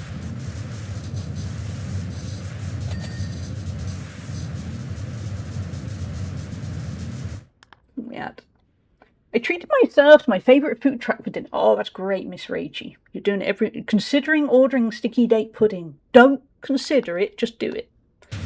That's an order. You've got to treat yourself. You've got to look after yourself. You know what to do. Don't geek your feeling. I'll flip my choice paralysis coin. My coin says pizza. Nando's pizza. I should try making Nando's pizza at some point, shouldn't I? A while back, my mum had a go at making gluten-free pizza from a sourdough starter that she's still trying to figure out. It didn't go well. The general rule of thumb in this household is if anyone is cooking for the other person, you go full polite, because honestly, you're there thinking, well, they're cooking for me, I'm going to be polite about this. And my mum went, no, I want your honest opinion. And I was going, I don't want to eat a second slice. I'm really sorry, but this is the worst pizza I think I've ever eaten. So she's gone back to the drawing board. And usually I will quietly go, oh yeah, it's fine, but I want maybe you want to eat it a second time. But it was awful. Ali says treat yourself and we must obey the stream. Exactly. When it comes to treating yourself, you have to obey me. I use my power for good. I didn't like what he said to just order. Yeah, get the pudding. I might get the pizza. Tempted by the Nando's. I can get the Nando's any time of year. The pizza place...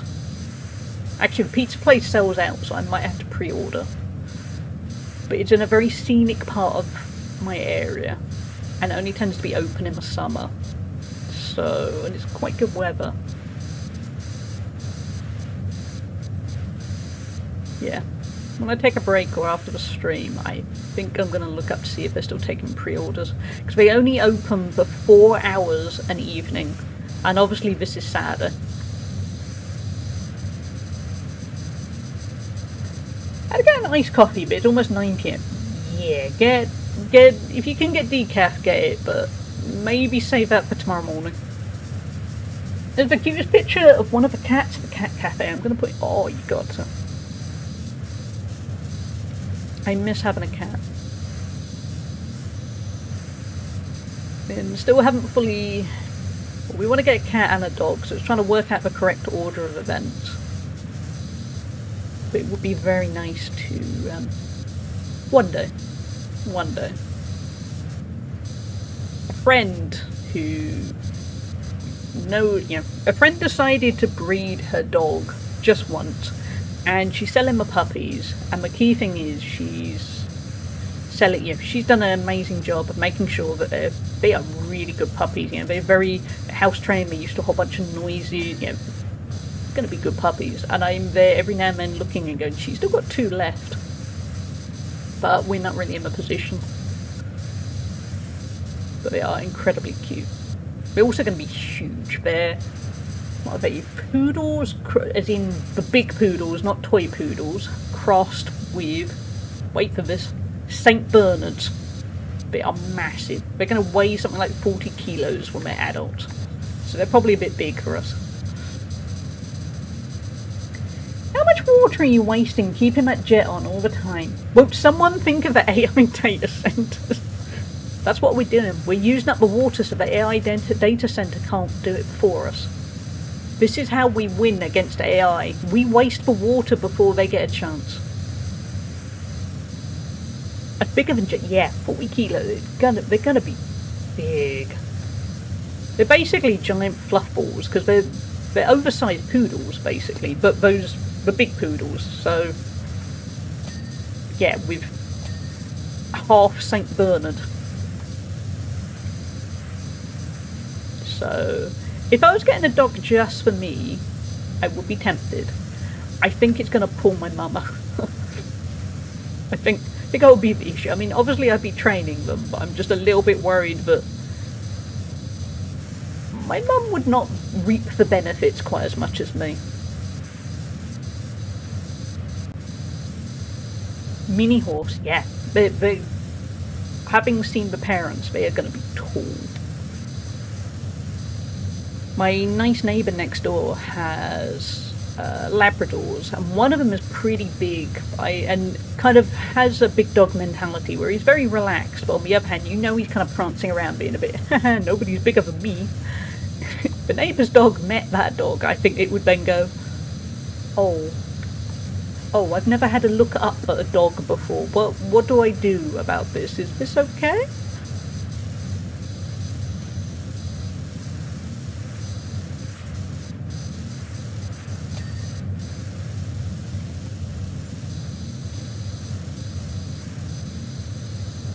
But yeah, sadly, even though I said this last year, I think the dog's going to have to wait till next year.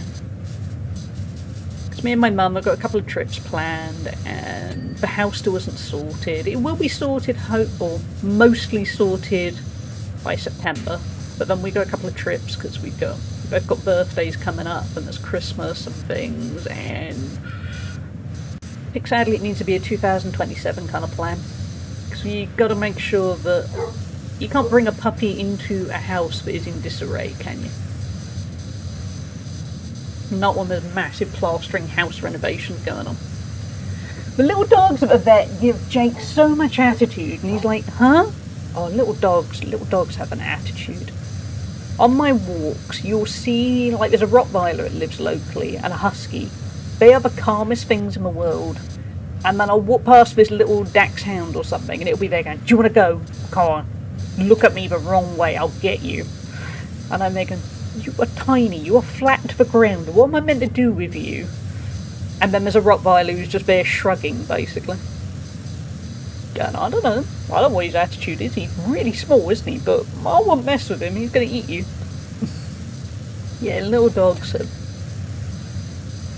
an attitude about them.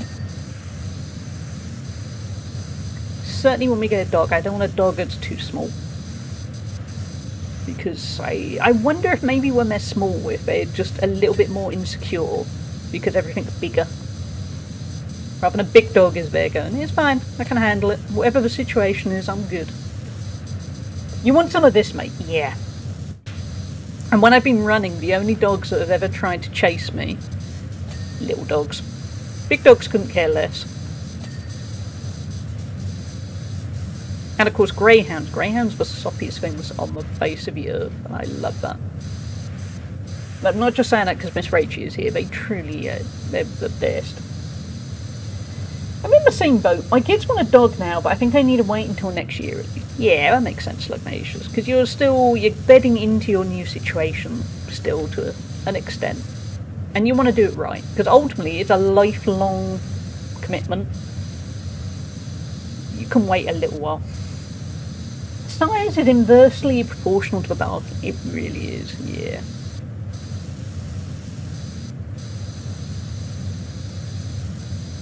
Good. Only time Jake has given any form of aggression is when it was aimed at him. Yeah, greyhounds are so gentle. If anything, I think when I've been on runs or walks, greyhounds just look a little bit nervous. Not in a really, not in the way that little dogs do, but just in that way where they're just, I'm nice, please be nice to me, that kind of way. Hey Luminary, how are you doing? It's going well. It's very chill, good fun. We're having some nice chats. No complaints.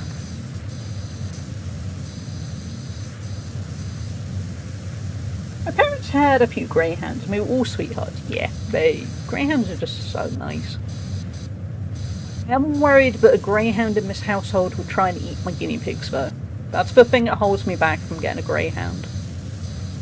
But yeah, there's something to investigate. Jake has 2 brain cells fighting for second place. Poor Jake. At least it makes him happy. You can't smell this because Twitch doesn't have smell-o-vision yet, which I think is probably a blessing in a lot of ways, because imagine how much trolling there could be. But downstairs at the moment, my mum is cooking some bacon, but it's not regular bacon. She's trying out some vegan bacon. Because basically we both read an article about what is going on in the pork industry in the UK and then went, oh my god, I don't want to be part of that. So she got this vegan bacon that was recommended. I have no idea what it tastes like. I can confidently say it smells so much stronger than regular bacon, and I don't know if that's a good thing or not.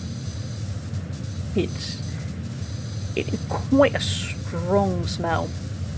Maybe we'll just never eat bacon again. This might be what we learn from this.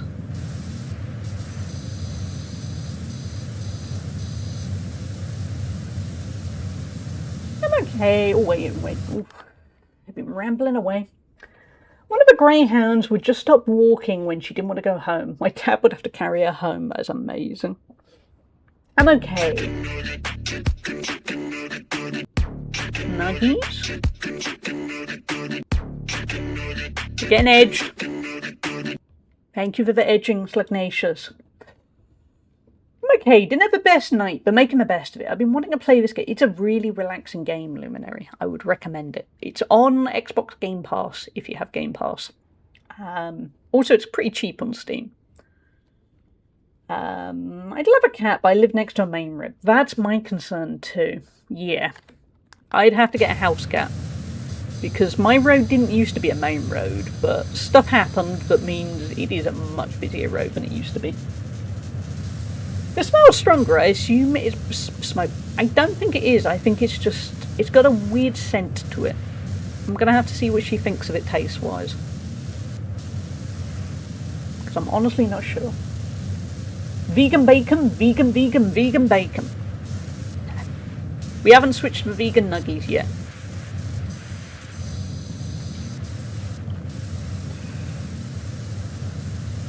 Yeah. Welcome back, Jezza. No worries. Sorry about your phone dying though. Yeah, Miss Rachel, lifting 33 kilos is nothing. Yeah, that is impressive again. The first place I lived here, there was one person in the neighbourhood who chained their dogs. I remember a Rottweiler, I think, but I was very small. And was seen to be a sus-aggressive person. Front yard littered with car oil and cigarette butts. And whenever one of those dogs wasn't chained, it was horribly scary. Ooh, that's rough. Some large dogs would be certainly exceedingly difficult to make aggressive. Yeah, a lot of it is training is probably the key thing. And obviously, when I see dogs on walks and runs, in theory, I'm seeing the ones that are at least being better looked after because they're not just being chained up. No animal is going to react well to being chained up. I'm only PC and PS5. Okay, well you can get Game Pass for the PC, but obviously it might. I don't know how good value it would be. But I think it's about £15 on Steam otherwise. Go right, yeah. I think vegan nuggies can be great when fried well and with good sauce. I've had bad experience with vegan bacon. Yeah, vegan bacon is a tricky one to get right. I do know what you mean. I've had a lot of fake kind of chicken and I have no complaints. Like you said, if it's got good flavours to it, you can't really tell.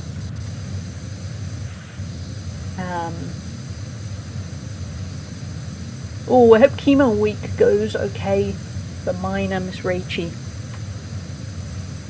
You got a lot, well, you've always got a lot going on, but you know what I mean, because you've just had to deal with the temperature spike. You need a nice week where nothing happens, don't you? Oh god, my cat walked downstairs just to throw up near me. Oh, I hate when they do that.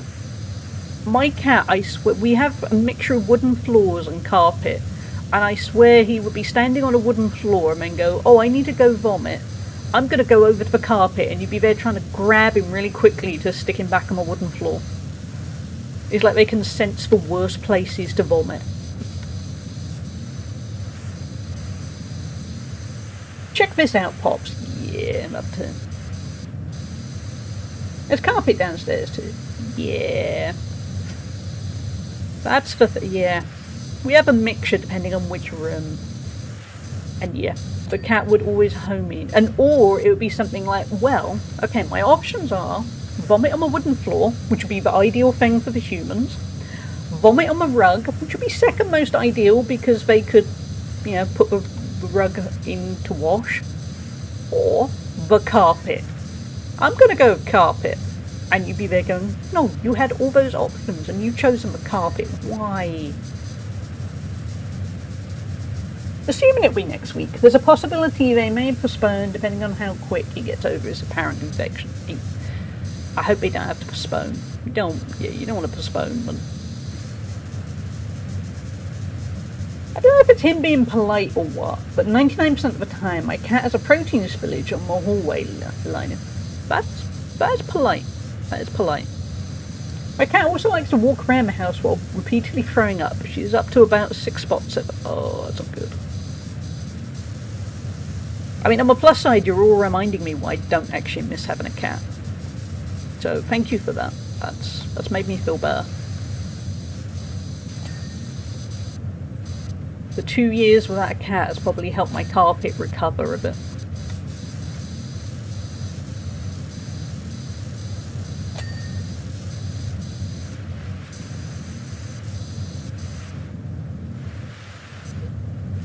Yeah, I don't know what that vegan bacon is going to taste like, but I do not like the smell of it.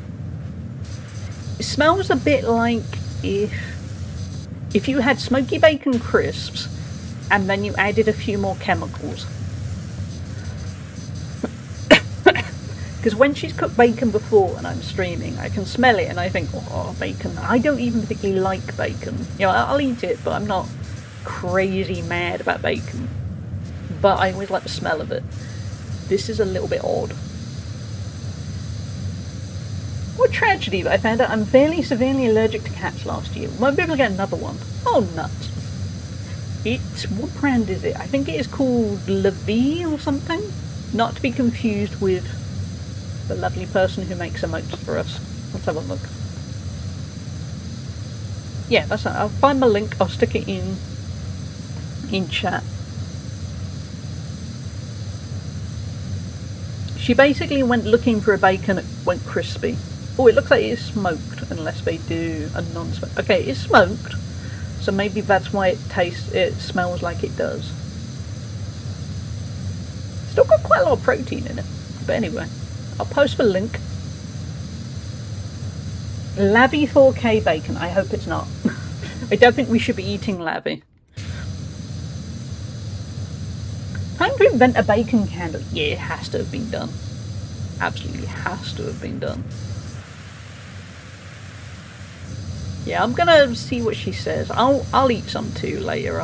Well, once I finish stream, I will cook some myself. I'm just not.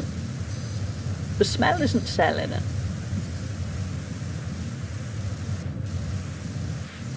Obviously, I won't if I go see her and she goes, "No, this is awful."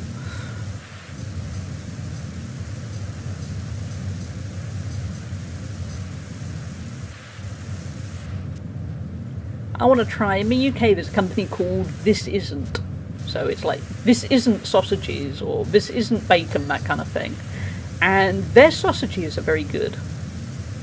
So I need to try their bacon at some point. Because it's going to sound weird. Outside of bacon, I can't eat pork. I'm intolerant to it. I end up doubled over in pain if I eat actual pork. But for some reason, standard old supermarket bacon is fine.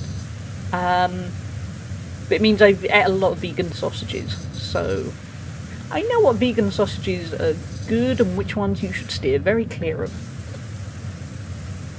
Idiot, yeah, I like the name. No one has beef with our vegan bacon. That kind of works as a pun. It does, yeah. But yeah, the This Isn't as good. I like it. What better if bacon was made of beef usually? Yeah. The marketing department can't get it right every time.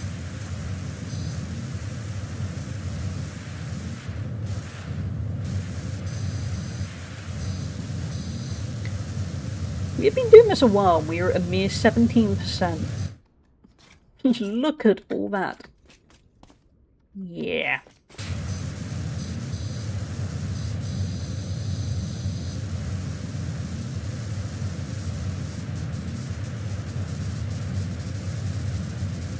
Yeah, you gotta have European baked bacon. That is the way. Might be meteorites. I don't know. You never know.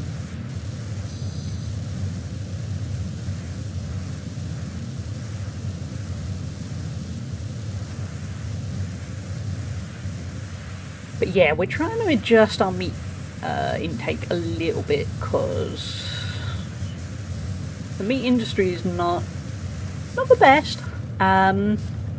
Very focused on all of the meat cheaply done. Who cares if the animals suffer? So we're trying to cut back a little bit, but also I want to still kind of have quite a lot of protein. And you still want stuff that's tasty. Also, a lot of vegan products are really expensive.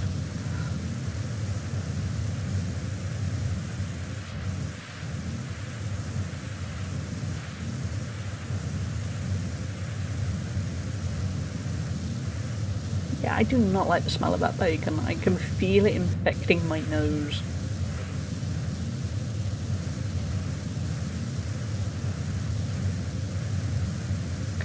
Yay, you got your sticky date pudding. I'm glad, Miss Rachel. You go enjoy that pudding.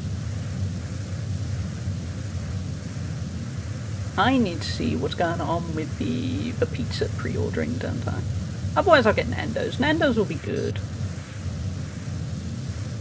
But pizza could be better.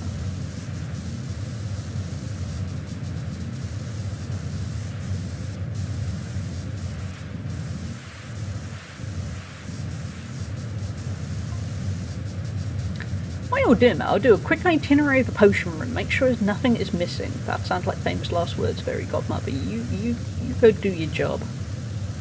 You evil so-and-so. Toadstool softener, check.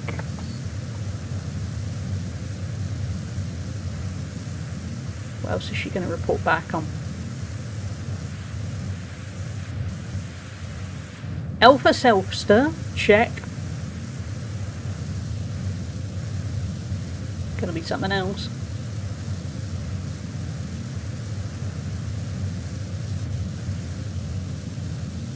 Cherry lips running low. That was not what I expected. Okay. And chat, thank you for being here, because I didn't really have a plan for Saturday. I meant to come up with a plan. I thought maybe we'd play some more Corsair Cove. Ooh, Happily Ever After is missing. That's not good. I kind of ended up bouncing off of Corsair Cove a little bit. And then I thought for Saturday, I didn't want to start something new, because I hadn't quite worked out the schedule for the coming week. And I just thought, I'm tired, I'm low energy. It's a good time to play something like this, because PowerWash. It's chill, we get a chat, we get all kind of wake up or unwind depending on time zones. I think it suits Saturdays quite well. I know I haven't worked out the full plan, but I know next Friday we're going to play Sonic the Hedgehog 2. We're going to capitalise on the success of Sonic 1 yesterday, and we're going to see if I can complete Sonic 2. I have overall in life played more of Sonic 2, but I've never completed it. So that should be good fun. Otherwise, I need to have a little think. Feel free, if you have suggestions, feel free to offer. I might, no guarantee that I'll do them. I might then go, not my vibe, or not right now. But yeah, I'll have a think. Yeah. 2 days ago, my daughter told me she doesn't want to eat meat anymore. So I stocked up on some vegetarian food since I want to lose weight anyway. And yesterday we were out and she said she wanted a burger. So I got her one. And she said, that burger was great. I want to get more. Yeah, but that is kids, isn't it? Yeah.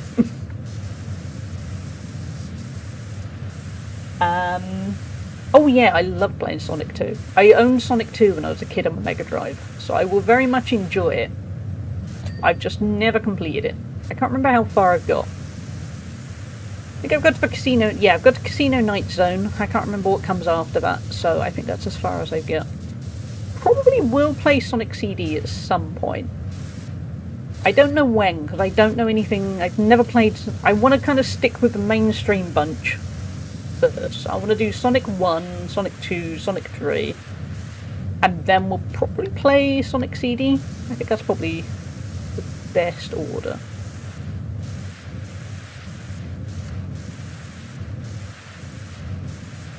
And then, I mean, that won't be many streams worth, so we'll probably then move on to other games I've only played, I've never completed, but I've played.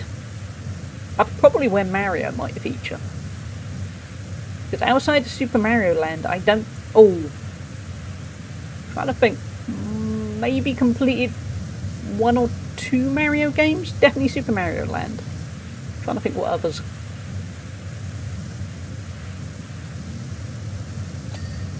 Hey.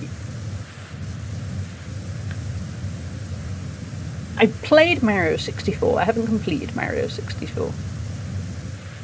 That's the thing, a lot of my childhood was I played a lot of games, either on my own system or a friend's, but that didn't necessarily mean I completed it. Most of the time I didn't complete a lot of games as a kid. There's no particular reason other than probably undiagnosed ADHD that meant I bounced off these things and then went and played something else. We got there, we use a ladder at some point. Thank you for a follow. We have anonymous follows, so welcome in. Good to have you.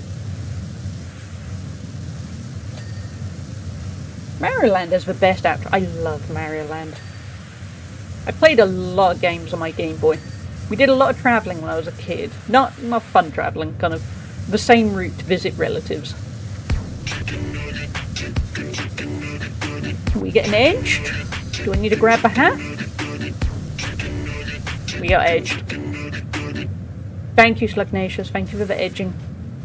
I was ready to grab a hat, but then I got edged. Follow a goal. Follow a goal. We did hit the follow a goal. We did. We are on the path to 1,000 one day. It's going to take a bit of time, but we're slowly getting there. Battle of attrition. Look at that. I'm adored Mario 64 as a teenager, and I tried to play it a couple of years ago and rage quit, and my camera kept killing me once. The camera for Mario 64 and a lot of Nintendo games is a little bit dated. We'll go dated. You can see what they were trying to do, and cameras, 3D camera work was new. Yeah, they are a bit challenging. Yeah, no further comment, just, yeah. I think that's the unfortunate thing for some N64 games. They haven't necessarily aged amazingly, solely based on the control system and the camera work. Just a terrible shame. Those first generation 3D games were so mind-blowingly new at the time, but right now we see the flaws. Yeah. I remember it was amazing. The first time I played Mario 64, the first time I played GoldenEye, it was revolutionary. And then it's quite hard to go back. Because for one thing, I mean, with a lot of cameras, we've got used to having two joysticks, so that one controls movement and one controls the camera. And it's a lot to go back.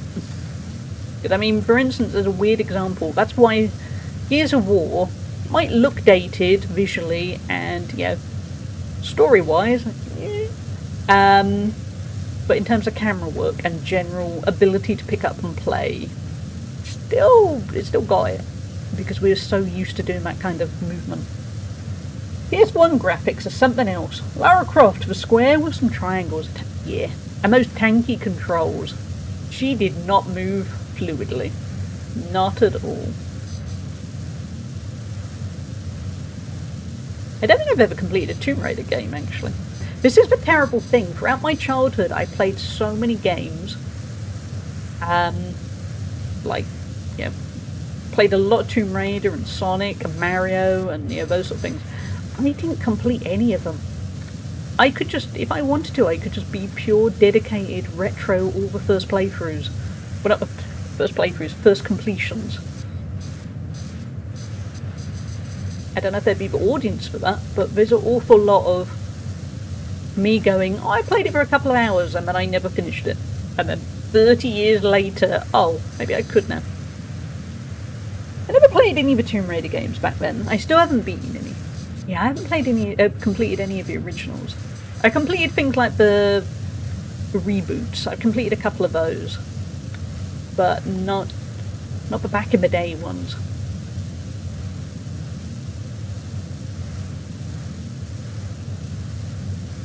I think as a kid I was just very good at enjoying games and then totally bouncing off them. Which you would never get from me now. It's not like I have this massive catalogue on Steam of games that I played for 30 minutes and then bounced off of. No, that would not be me. Not in the slightest. It totally is. Yeah, but when I was a kid, the only thing I'd kind of stick out is JRPGs. So I completed Final Fantasy VII, I completed all of the Final Fantasies on the PS1, and things like Suikoden, and even things like Vandal Hearts, which is a strategy RPG.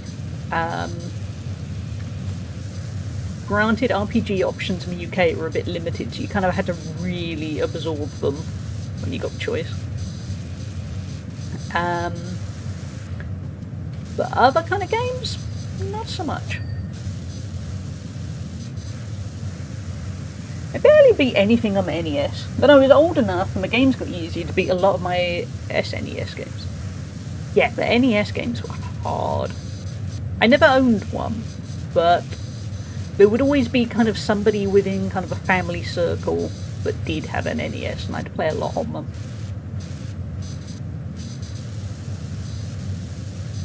But I haven't completed, well, I didn't own an SNES.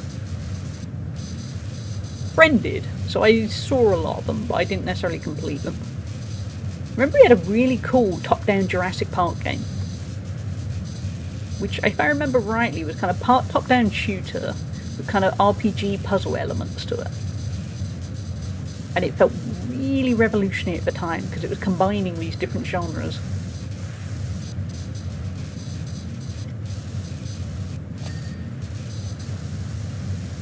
the nice thing about having no internet too.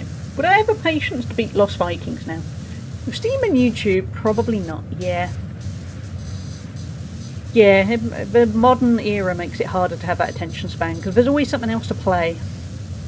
And there are so many games you can get for free now, or for like £1 or £2, so you can just move on and play something else, which is great, but maybe cuts down on my resilience.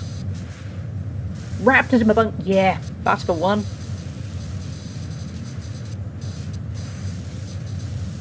Yeah, I mean, in part, that's why I'm going to have this detox week. Digital detox week where I get very distracted by Twitch and Discord in particular, and I love that. But I'm thinking I need a week where I just kind of don't. I just kind of do my own thing and try and play games in an old school way and do other things like read books and yeah. I can't guarantee it will last. But I'm going to try and do it for a week or so. A new flip phone comes next week. Yay! It's going to be exciting.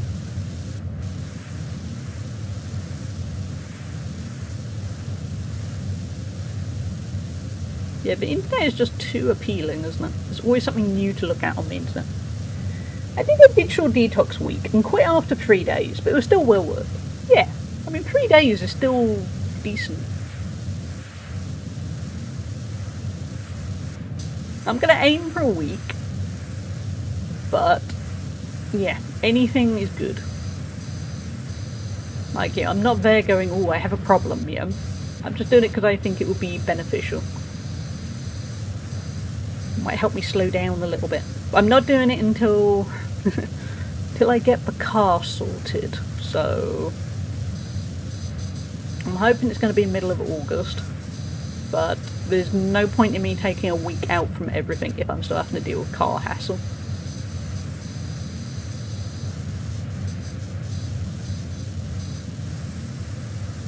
Progress, not perfection. Yeah.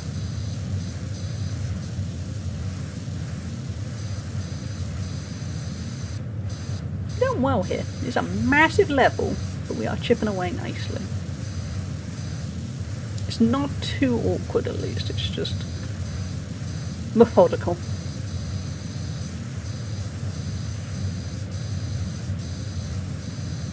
Chat, I hope you're having a nice day. After this stream, I'm going to go for my post-stream walk. Oh, actually, I'm going to see what that vegan bacon is like. Because I don't know. I'm going to go for my post-stream walk. And then, I don't know. See about that relaxing thing. I've heard relaxing is good for you. I'm not very good at it at the moment, but I've heard good things. I'll post the schedule for the coming week. Either later today or tomorrow. It's going to be the same old days. Nothing has changed on that front. So it's going to be Monday, Thursday, Friday and Saturday. I do want to have a little think about what games. Definitely Sonic 2 on Friday.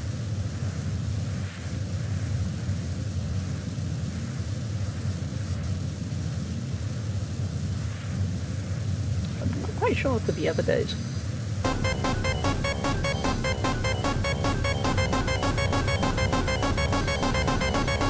No, Slugnacious. No, no, no.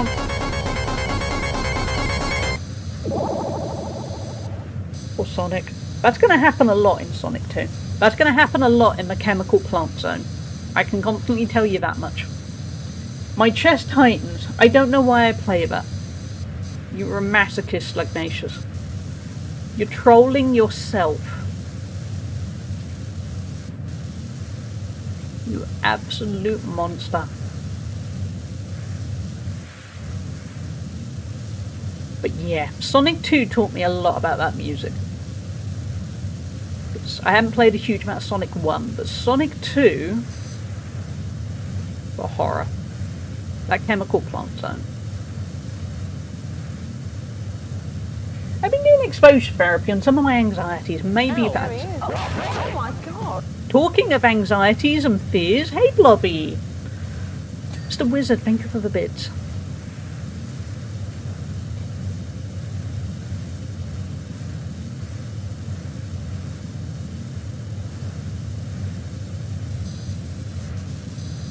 I wonder, chat, was there ever a Mr. Blobby game? We should find that. Enjoy your luck, Mr. Wizard. I hope you're doing well. We will hopefully have the Shadow the Hedgehog hat in time for Friday's Sonic stream. I do need to hydrate. Oh man, my water is nearly full.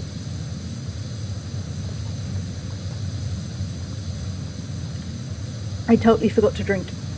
No, we shouldn't.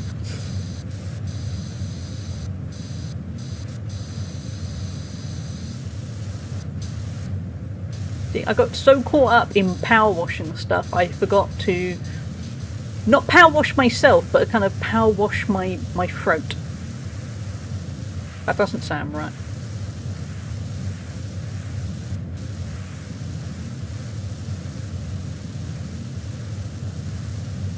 Oh, yeah, but yeah. I think I went wrong with that. Forget I said it. Oh no, Kirby's gonna eat me. Kirby, don't eat me. Don't. Just no. Leave me alone. I'm not tasty. Thank you for the bits, Slugnacious. We have a little hype train rolling. I'll be valiant. I will add the quote. I'm willing to cause myself problems. I think we were Mr. Blobby Flash game. Oh my god, that must be awful. I should stretch, actually. I haven't actually moved since the start of stream. Thank you for the bits. Ooh, yeah, but I need a bit of stretch. It must be Mr. Blobby games. There's games of everything.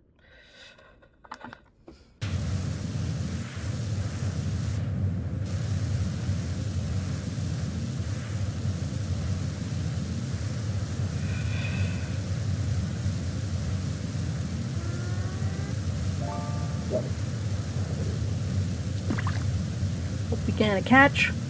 What we gonna catch?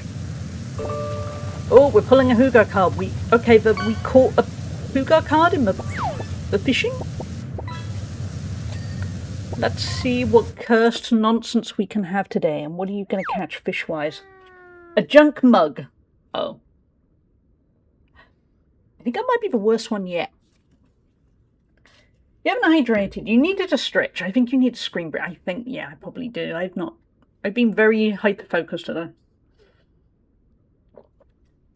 You can tell I'm low energy. I forgot to look after myself. Okay. I'm going to blink and look away from a screen. These aren't too bad, actually. No, these are okay.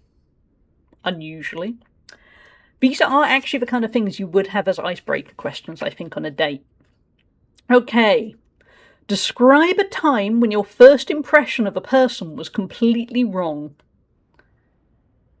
For me, years ago, when I worked at Blockbuster, there was somebody that was kind of a supervisor to me, and she was so scary. She had a really abrupt, kind of aggressive tone with everything she said, and she scared the life out of me. Hey, Soul, how are you doing? And it turned out she was actually a really, really nice person. It sounds awful. She just had one of those voices. She had that kind of tone that sounded scary and intimidating.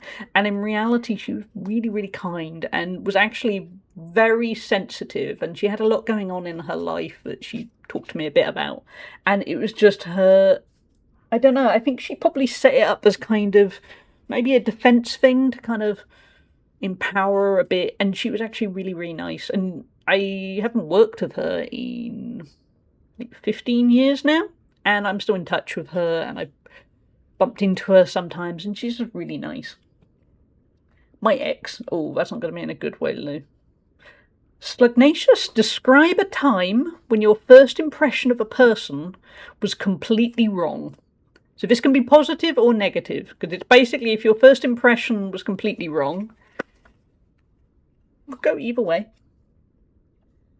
On mobile, but wanted to say hi. Got my friend hooked on Dave. Oh, nice soul. I keep meaning I go back to Dave the Diver because I've owned it a while and I couldn't quite get into it. And I think it was the wrong time, if you see what I mean.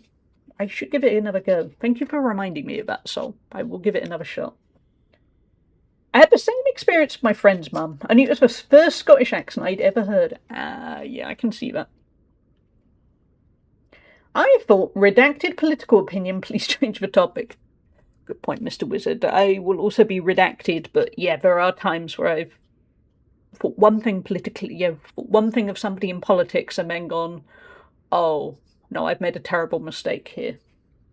My husband, actually. Oh, that's good, Sol. That's a nice positive turnaround. I'm sure there's a better answer, but only my ex comes to mind. That's fair. That's the thing. It's going to work. It's either going to be, I thought they were a terrible person, they were actually a great person, or sadly it's going to be, I thought they were a great person. Oh my. He had a wrong impression of me at first. He hated me. Oh wow. Good turnaround. Good recovery, Sol. Who hated Sol? Exactly. Let's get him. Actually, no, we can't get him. It's Sol's husband. Hey, Sanguru. How you doing? And I thought you were standoffish and nice, and I was right. There. Maybe the massage therapist I'm seeing now. They seem like the typical kind of Zen Buddhist type with no sense of humour, but they're actually pretty goofy. Ah, interesting. Thank you for the hype train, everyone, by the way. Very grateful. My husband would get up and leave a room any time I walked in. Even if it was his own bedroom, he was like, absolutely not. A friend convinced him to give me a chance. It's interesting. Yeah. But yeah, that is amazing. I was ready. Yeah, you can't, Sangru. You can't fight Sol's husband. It's okay. It worked out. Hey, Servant Lord. How you doing? Yeah, they've been together 12 years now, so it's okay. It all worked out. It was just one of those things. Admittedly, if I went the negative route, as a couple of you did, yeah, certainly the person who, blah, blah, messed everything up for me and annihilated my mental health a couple of years ago and sent me down a different path. When I first met him, yeah, the first impression was far better than it turned out what was to come, but it turned out he was very good at covering for himself. Kind of not quite revealing how troubled he was until you were in too deep. You're doing awesome. That's great, Serverlord. I'm glad he's romantic, Sol. My ex-wife and I were together 11 years, so by my own limited math, Sol's marriage will last forever. I like that idea. Related, kind of. Do you believe in good luck charms? I don't think the good luck charm actually gives you all the luck in the world, but I think it is very nice to have something that represents positivity and good luck to you. Whether it's a plushie or, I don't know, something a relative gave you, like a piece of jewellery or whatever. I don't think they're magic, but I think on the other hand they can work very well as a placebo to make you just feel like you've got a bit of backing. And I think having that level of support, whether genuine or placebo, is important. Good luck charm didn't work for the rabbit. It's true, poor rabbit. There is no luck. I don't believe in luck, but I do believe in the positivity of sentimentality. That's a good way of putting it, Gloel, actually. Yeah. I always remember, which I think, to be honest, he stole off of Muhammad Ali, if I remember rightly. I remember my driving instructor would always say that you make your own luck. And I think there is a certain amount of that. There's also a lot of coincidence. Like, luck can actually just be, you just happen to be in the right place at the right time, or you made a decision at just the right moment. There's a lot of coincidence and that kind of thing. But it's like Gloel said with sentimentality. I think nice to have a good luck charm, whether it works or not. It's 9:40 PM here, and I'm trying to get tired to go to sleep. I don't need to do anything tomorrow. Oh, nice, Serverlord. At least you can you don't have to feel pushed into, I must sleep, or else I will feel awful tomorrow. On a related note, I believe in non-supernatural karma. Like, being good will bring good, and being bad will bring bad.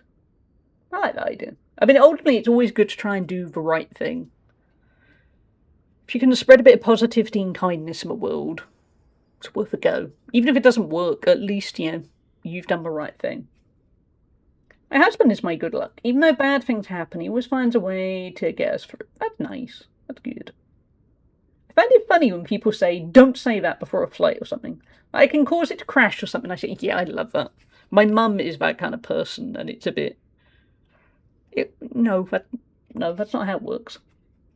I have a collection of stones, very beautiful stones, not rare or rich types of stones. But I would collect them for my brother. His favourite one is an obsidian-looking one I found years ago. That's cool. I like that. I like pretty stones. Not the expensive stones. Just it's cool to come across a really smooth stone that looks great. I'd like to know what karma got me to where I am right now. Yeah, Miss Rachie. Those are the two sides of the thing with the idea of karma. I always hate that idea of, I don't know, like I see it a lot on Facebook where people, if somebody does something bad, they're a bit, they'll get it coming to them, and you think, yeah, or karma will get them, and then you're there going, yeah, but it doesn't always. I mean, without getting political, I think we can all name a whole bunch of famous or political people that are thriving, and you're there going, you're not a nice person. That's not karma. Yeah, that doesn't check out. I am an otter. I like collecting shiny stones. Yeah. I have otter plushies. I am very otter focused at heart. Karma needs better aim. Yeah. That is the thing. It's, I think, on a very small level, like, I don't think this counts as karma. I don't know. But I think this is kind of what Slugnacious was getting at. Like, for instance, if, say, you go into a shop and you expect trouble, you're going to find trouble. You know, if you go in and think this person's going to be obnoxious to me, you're kind of, it's a self-fulfilling prophecy. So on a very small level, I see that, rather than if you try and approach life neutrally and think, everyone might be okay, they might not be, I'm going to see what they're like. I think in a very small way, I can see how the treat people well works to your advantage. But then when it comes to the bigger thing like life situations, I don't know what the hell that is. That's not right. You know, it's when you start dealing with the big issues like ill health and bereavement and people losing houses or jobs or all that kind of stuff. There is no logic to that. There's no fairness. There's no. It's fine. It'll all it might not work out. That's the scary thing of life. And then I will show the plushie in 2 seconds, Mr. Wizard. Absolutely. Yeah, so I think on a very, very small level, I like the idea of treat people with kindness and you will hopefully get kindness back. You won't always, but it's worth a go. But on the bigger stuff, which I think is what Miss Rach is getting at, there's no logic to it. There's no fairness. Bad things happen to great people. Really good things happen to absolutely terrible things. To terrible people. And it's all stupid. That's, yeah. It's, I don't know. I heard a comedian once say he joked about a friend's plane crashing and his friend got really mad and said, take it back. He said, I'd gladly trade your life for proof of my godly powers. Just went on an adventure for self-improvement and I'd find one single stone that I thought my brother would love. So you'd get one stone once a year. Oh, I love that. My daughter was watching a video of 2 otters playing in a kiddie pool the other day and it was the cutest thing ever. I started doing a voiceover like I was one of the otters and she was dying laughing. I love that. But yeah, karma and good luck is a messy one. I suppose the key thing is you can't rely on it. Because, like I said, sometimes really bad things happen to great people. I mean, certainly from my experience, I as mentioned, my life got kind of derailed in my early 20s because of what happened with my dad. Nobody deserved, there was no karma to that. Did it all work out? Not really. I had to put a huge amount of work into it, and yeah. It's life is a messy one. I don't know what it is, but I do wish karma did exist. I suppose in a way I would like it to. I would like to see bad people get their comeuppance. It doesn't work like that, and it sucks.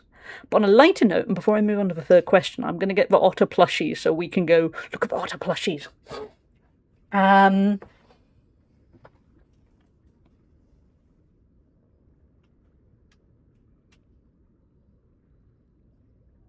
Okay. We technically had 3, but that's because 2 of them came as a package deal. So, first of all, I see 2025 as the best and worst year of my life. Divorce, forced into being a single parent with full custody. Trump came into power, made my job hell, had an awful immediate boss, but it forced me to embrace mental health and physical health. Yeah, so I get that, but then also, I don't know, it's like, for instance, until recently, had a very good career, and I probably wouldn't have gone into that career, as weird as it sounds, if my dad hadn't died, because it kind of pushed me into it. But I would absolutely choose an entirely different life, where I wouldn't be sitting here streaming, I don't think, and have him alive. Life's messy, and I kind of hate that it's complicated. But anyway, here is the Otter package. Okay, we have this. I'll just move the mic a tiny bit. We have Ollie. This is Ollie. He is a chunky little otter. He is very... Okay, and then... Okay, Ollie gets even cuter. I bought him in Amsterdam. In a Dutch shop that I won't pronounce correctly, but it's called Hammer. And it's kind of like IKEA, but smaller. And it's like the part of IKEA that has all the random bits rather than the furniture. So this is Ollie. Very cute thing about Ollie before I show you what Ollie comes with. He has this little label, which hopefully can be seen on camera. If not, basically it is a label where you write his name and then you write your phone number or address. And if Ollie gets lost, they will, the idea is they know where to send him back. And I absolutely love that. He's not a little otter, no, but he has a little otter. Oh, you got one locally. Oh, I love those shops. They're so nice. But then, look, we have little Ollie. This is Ollie's son. And the idea with Ollie and little Ollie is he is meant to attach to Ollie somewhere around here by a magnet. But when I bought him, his magnet didn't work. So they were just stuck together by a piece of thread.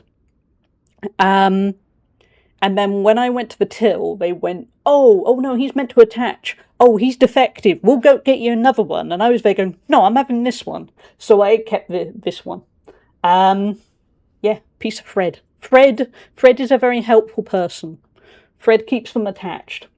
He's not defective. He's special. Absolutely. Welcome back, Soul. So, yeah, these two are from Amsterdam.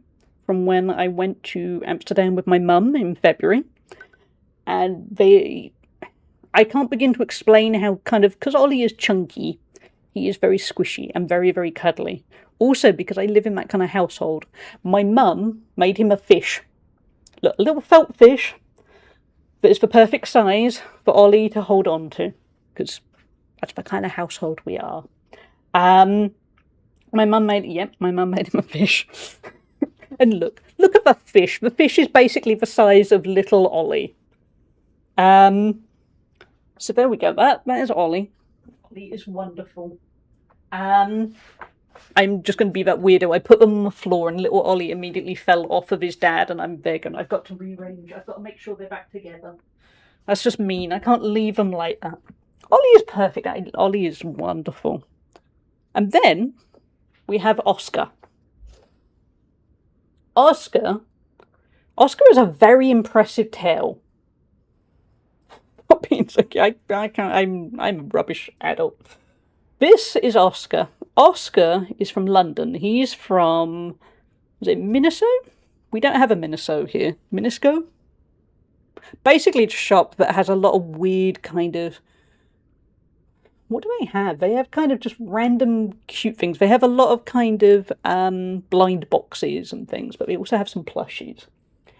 And Oscar's a nerd and I hate him. Just kidding. I wanted to say something mean about the next one no matter what. You can look at that face. You can't be mean to the cuteness of Oscar. Look at that little face. He is judging you now. Slugnacious. Minnesota, that's the name. We don't have one in my city, but there's a few in London. And so I got this one in Camden, in London. We only kind of stepped in there for 5 minutes to have a quick look, and then it was, there's another otter, we have to have an otter. So he came home in April? Yeah, April. I do have a picture. My mum, at the same time, bought a plushy penguin, which obviously I don't have right now to show. So we do have a picture on the train of Oscar and the penguin waving as we left the train station. I'll dig it out and I'll put it on Discord later. His face is he looks so smug. Like, super happy smug. Everything is wonderful in the world of Oscar. So yeah, so those are the two penguins. Otters. Like I said, I'm a sucker for plushies. I just collect all the plushies. It's like somewhere I just went, I'm an adult, I do adult things. I argue with car dealers and stuff, and sometimes I just buy a lot of plushies. So thank you for indulging me in my otter break. We do have a third question in a moment. I have a panda plushie as big as my torso. I love that. Everyone deserves plushies. They make things better. Yes, plushies are important. I'm hugging my 37-year-old teddy right now. I love that, Miss Ragey. Yeah. Yeah, I have a cuddling toy that is a year younger than me. Spot the dog. Well, won't get because he's out of the way and he's a little bit old and tired. I mean, I could get him actually, but I was never an otter person. But that YouTube video my daughter watched changed my mind. Yeah, otters have grown on me a lot. And those otter plushies, how can you not love those? I collect Lego. I love that druid. I also do a bit of Lego. Can't go wrong with Lego. You're playing in a transparent pipe in the kiddie pool, and one was too scared to go into it, and the other one was pushing their butt to shove them in the pipe. Otters are cute little sneaky things. Add plushies to your dating profile. I don't think I would go well. I mean, I say that. I won't. If I manage to meet somebody who is willing to spend more time with me, I won't be hiding the plushies by any means. Funny enough, the previous person, I did, because his attitude was very... Occasionally I'd send him a picture of a plushie I got and he'd be a bit, why? Turns out that's a red flag. I'm going to let permit Mr. Wizard. Nothing wrong with buying plushies as an adult. I want to learn how to crochet and make the head food crochet hat. Oh, that'll be cool. Ferrets are great too. Yeah, but they do stink. Yeah. They're cute, but you have one of these to build. Chat, let's all take a look. Oh, that's a cute river otter. I like that. I've only ever built regular Lego, but I'm starting to think I should diversify with other options. Ooh, there's a sea otter as well. Okay, maybe. I sleep with a weighted stuffed animal. Weighted blankets are too much and give me anxiety, but a 5-pound weighted doggo is perfect. Yeah, there's a lot of comfort in a stuffed animal, I think. And I think those who kind of deprive themselves in a, oh no, that's a kid's thing, and you're there going, yeah, but you're an adult. You know what the nice thing about being an adult is you can do adult things and you can do kids things. You can go enjoy a hobby that you could never do when you were 10, but you can also enjoy the hobby that you did at 10. Lego stuff is expensive. I love Lego, but it's pricey. As an adult, you should nurture your inner child, soothe them, heal them. Yeah, I think it's good therapy. Honestly, I just think life is hard. I think we all know that life is hard. We all got different challenges. We've all got things that aren't quite working out how they should. Plushies are a little bit like when you buy yourself a nice treat, like pizza or pudding or those little things. It's like I've seen things where people say, did you know as an adult, you can buy yourself a birthday cake anytime you want. Nobody knows if it's your birthday or not. You can just buy the cake. You can also get tacos at 4 a.m. Exactly. We also have a stuffed Peppy the Frog. Makes me so sad he was co-opted by the alt-right. Yeah. I'm glad we're kind of reclaiming him a bit on Twitch. Life hard. Plushy soft. Yeah. Let's add that. That quote is important.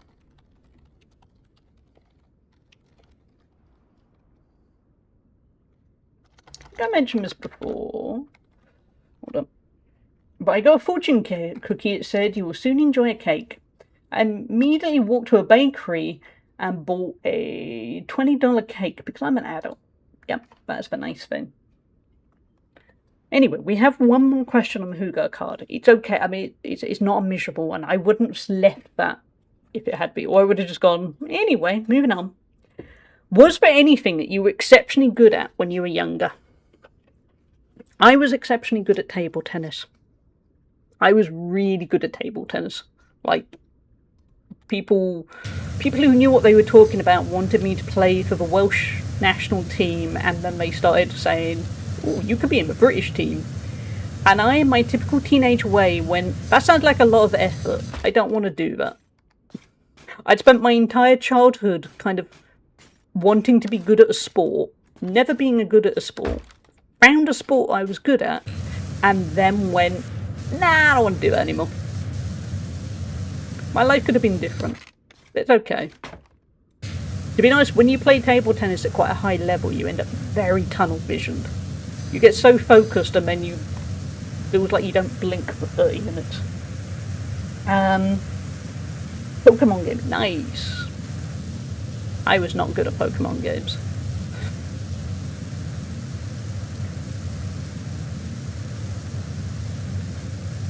Yeah, I was a lucky one, Mr. Woods. I was genuinely, yeah. Haven't played in a while.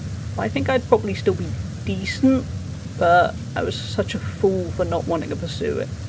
I don't know if maybe the pressure or whatever got to me where it was a bit, oh, wait a minute, expectations. I just wanted to do this for fun. I don't know.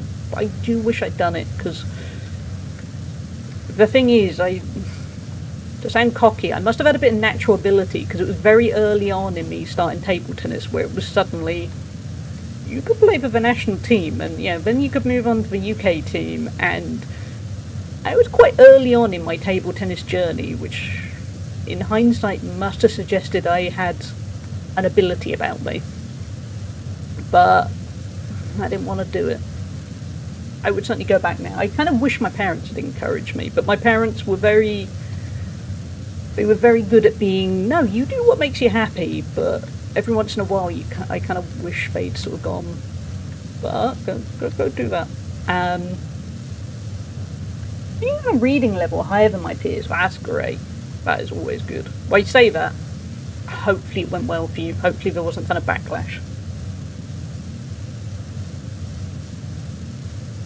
Yeah, I still use Peppy here, because it feels like we've kind of reclaimed it on Twitch on the whole, or at least in the communities I'm in. I'm sure there are some crazy right-wing groups on Twitch, but I don't watch those. Gymnastics, hypermobility hacked me through that. I love that though. I looked on at people that were good at gymnastics and thought, I don't know how to do that. Although I think weirdly I am hypermobile. But not in a practical way, just in a useless way. I went to kick, yeah, I think I actually did. So, hopefully. Yeah, Slugnacious, something we were good at as kids. Or exceptionally good at. You do what makes you happy, but opportunities like this don't come around often. Yeah. I'd say, yeah, if I could go back, I mean, ultimately, that's a whole different question. If you had a time machine, where would you go back to? But that is one thing I would change. I would be there saying to young teenage me, you've got to put that work in. It might not work out, but not everyone is good at this. Maybe you should go pursue that. But instead, I was there going, I suck at playing football. Because I'm not good at playing football, but I really wanted to play football well. There's probably a therapist would have a field day, but I basically found I was very good at one sport and then went, yep, I want to be good at the other sport. Never happy. I was always the first pick for freeze tag, capture the flag, dodgeball, etc. because I was very fast. I never lost any foot races. That's cool. Being advised not to run anymore because my back is frustrated. Oh yeah, that's the annoying one, Slugnacious. I had to go back to tomorrow because I cannot change what my past was. Smart move, admittedly. We would have lost out on Halley streams because you would be out there being table tennis #1. Yeah, that's, I mean, don't know if I'd be table tennis #1, but that's the weird thing, isn't it? You start messing about with the past, you can lose out on some good things too. It's very butterfly effect-ish, isn't it? I bet I wouldn't have had the otters. If I go back, I'd go back and tell myself I was okay, just the way it was, and things would end up okay, to get away from my family as quickly as possible. But I turned out okay. Yeah, that's fair. Honestly, just miss the hats. Yeah, there might not have been hats. I wouldn't have known you all. I've done about a dozen half marathons now. My peak ran 40 to 60 miles a week. Probably contributed to my back problems, to be honest. That sounds liberating though, Slugnacious. I love running. I find running very freeing. I'm not very good at running. I'm not fast. But I find it very freeing and it kind of clears my brain. And I'm very keen to get back to it whenever my ankle allows it. I think it's going to be a while. Kind of unofficial answer is meant to be September, but I've got a feeling I'm going to get to September and I'm not going to be there yet. But only one way to find out. It's better. Oh yeah, always invest in Bitcoin. If you can go back, invest in Bitcoin. My goal is to enable you to acquire at least one hat per month in 2020. You are doing a great job, Mr. Wizard. I mean, we're up to 6 hats. We got another one arriving later this week. You're doing well. I appreciate you. Running got me free of my worst depression. At runner's high, setting some goals and getting it. Yeah. For me, and I get that not everyone has that, and that's fine. I find running is even better for me than lifting weights. There's just something about it that is very freeing, even at my slow, kind of rubbish pace. I don't talk about my depression much anymore because it's completely under control, fortunately. All it took was the maximum allowed dosage. At least you got there.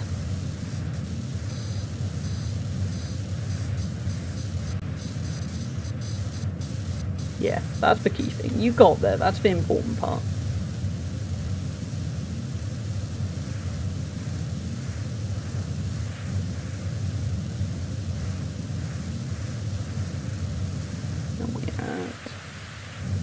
Anyway, you don't have any side effects, that's good. I don't have much experience of antidepressants, personally. I've never been on them. I suspect at various points in my life I probably should have been on them. But I know from friends they truly are life changers. If you find the right one for you and the right dosage. And I'm certainly... I hate that there's this weird stigma against them. Where people are totally okay with you being on medication for physical health, but the moment you start wanting to be on medication for your mental health, it's a bit... Have you tried just smiling more? That kind of thing. I do not like that at all. And like I said, I probably have at various points should have been on antidepressants. I think at the moment I'm probably okay without. But on the other hand, if I could ever get medication for ADHD, I would gladly take that.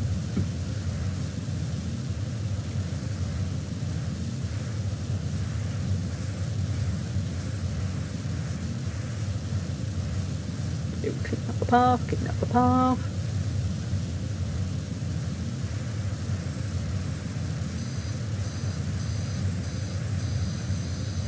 By the way, in case you're worried, Ollie and Oscar and little Ollie are just lying down on the carpet next to me, looking like they're having a nap, really. I've made sure they're cosy. They haven't just been dumped callously. I'm no monster.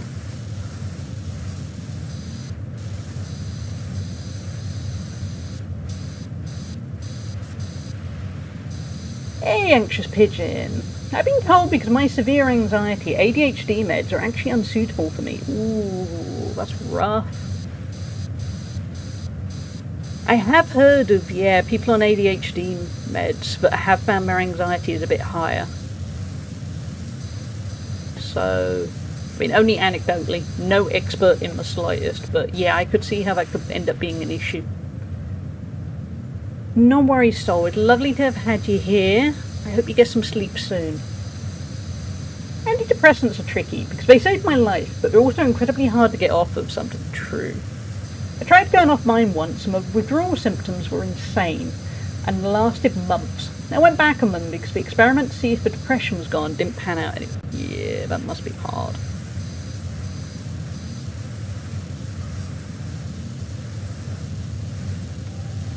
For me, I mean, as an example of medication that messes up your anxiety, I'm on immunosuppressants for my Crohn's.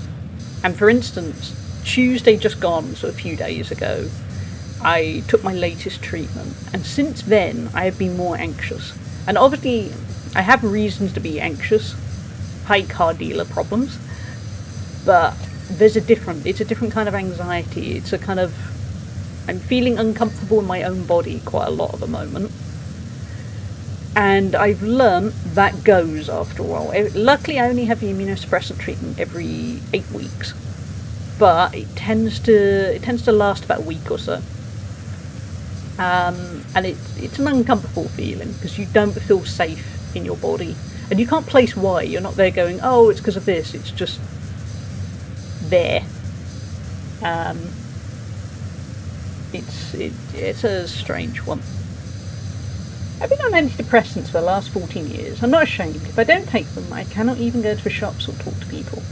Mental health is tough, but here in Australia it's all under Medicaid. That's good. I'm glad there's decent provision. And I'm glad they work for you.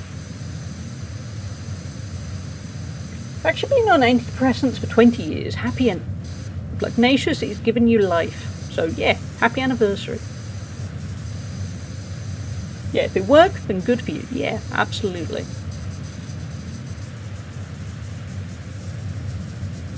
It's good that people talk about it, because there's still that weird stigma.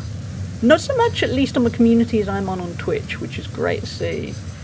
But I still see it elsewhere. Like, for instance, I'll let you all in on a little secret chat. My mum has therapy. And it's a secret because she doesn't tell anyone other than me. Literally no one in her circle of friends and family know. And she will deliberately avoid ever telling anyone because there's this stigma amongst her friends. She's older. And I don't have therapy at the moment, but when I did, I would not quite shout it from the rooftops, but I would be very, very, very open about it, because I'd think, well, the more we talk about these things, the more normalised it is. Nobody's there secretly going, oh, I've got a really bad headache. Everyone is very keen to go, oh, I've got a killer headache, it's awful. So we need to do that more with mental health. We need to talk openly and just go, yeah, it's part of life, it's part of the human condition, sadly. But on the other hand, I'm very proud of her that she does have therapy, even if she's not quite at the point where she can tell people. Because again, not many 70-year-olds are able to even admit they need therapy. I started my job in antidepressants 20 years ago, seems like a good pairing. I like taking ADHD meds because people can't argue the diagnosis. I take amphetamine salts and then calm down and sometimes take a nap. Yeah, that's a giveaway, isn't it? Yeah. We are awesome people. Everyone here right now is an awesome person. Part of my midlife reinvention has been openly talking about everything and letting people react how they react. I think that's a healthy approach, Ignatius. I try to be as open as I can. Like, for instance, online we have this, not so much on Twitch, but we have this awkward thing on, say, Instagram and Facebook, if you still use that, where you kind of put your best foot forward and people will post pictures and make it look like they have the greatest life possible, and it's because they're curating it. But the problem is it makes other people think they're missing out, and I try to be as honest as I can. I post quite actively on various other social media, but it's the good stuff and the bad stuff. I'm not there going, look at me, my life's wonderful, because it feels like it makes it harder for people whose life isn't wonderful. You know, if you're going to show your life online, you need to show both sides, otherwise it's fake. Which is also why I kind of ramble a lot on here, and I'm pretty open about most things, because I think that's a healthy outlook. I think it's better for us all to be our true selves, rather than, yeah, I'm fine, when you're there going, I'm not fine, I feel really alone. Rather than if you talk about how you're not fine, invariably somebody else is going to go, yeah, I don't feel fine. Or go, I know what that feels like, I've been there. To pat myself on the back, my uncle, who's definitely autistic, barely said 50 words to me during my whole life. Wow. But Miss 4th of July, I went to his house, spoke openly about my divorce and therapy. He was talking openly about going to therapy at age 68, and his abusive ex-wife in front of me, and all his brothers and sisters. That is so good. That is the power of talking. It can help other people. I love being able to bring that out of people. Yeah, me too. It's going to make the world a better place. Tiny bit by bit. I think we all love to be in a safe place and talk, within reason, and care for each other. Yeah, definitely. Because you're seen, you're perceived. And you get to, you know, whether you're actively chatting or lurking, you get to be part of something that's more than just the kind of shallow nature of being, everything's great. It's life. Not everything is going to be great all the time, sadly. Good to talk. I'm not a fan of a FOMO on Facebook. I don't use it anymore, mostly because of it. Yeah, I'm the same. And I use Instagram, but I am very particular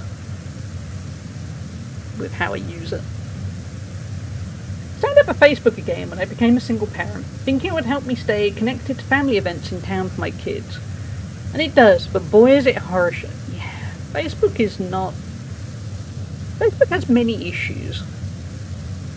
I'm on Facebook liking you to kind of see local news and yeah. It's the negativity I see on Facebook I don't like. Like, if there is any vaguely positive news about the local area, somebody will turn it into a negative, and I don't get that attitude. And I'm not there being painfully positive, it's just sometimes you're there going, so how is this helping throwing some negative energy into the world? What are you achieving here? Are you just making yourself feel worse? So I try to be aware on social media of what I'm looking at and what I'm considering posting and whether it is actually helpful. Because I could, like TikTok for instance, I can look through some videos and I can start feeling a bit rubbish about the world. And that's when I realise I need to not do that. I need to step away from the algorithm and go do something else.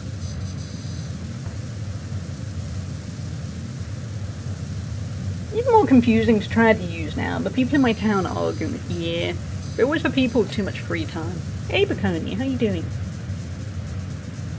My daughter's friend's mother is on there, and I like her, but then I saw a totally different side of her on Facebook.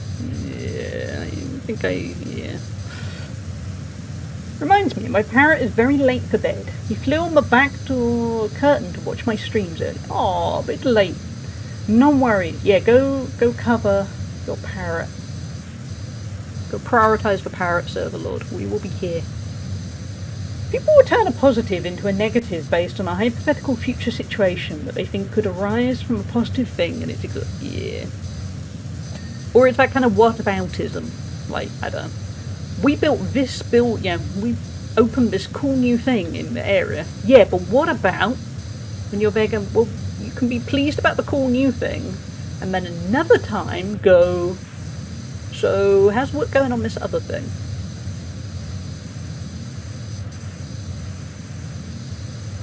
And yeah, it's just, some people I think struggle massively with being positive. And obviously everyone does to an extent. You know, we all have days where it's a lot harder to see positives. I certainly do. But I think there are people who their entire personality is negative. They just... Wrong button. They, either by choice or because they just can't, they are so focused on looking for the bad thing. It's a shame. And like I said, I'm not toxic positive. We all know I have the negatives.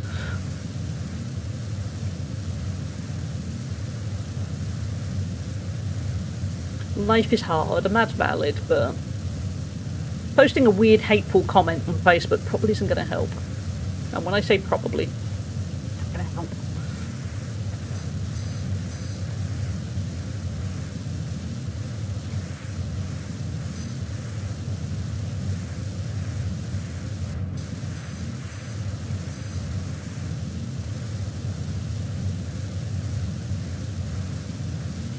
We're chipping away nicely at this. Probably not going to finish it today, but I am impressed at how much we've got done.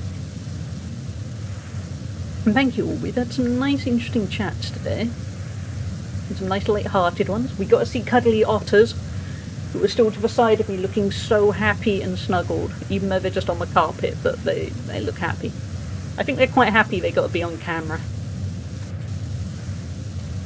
We'll go with that.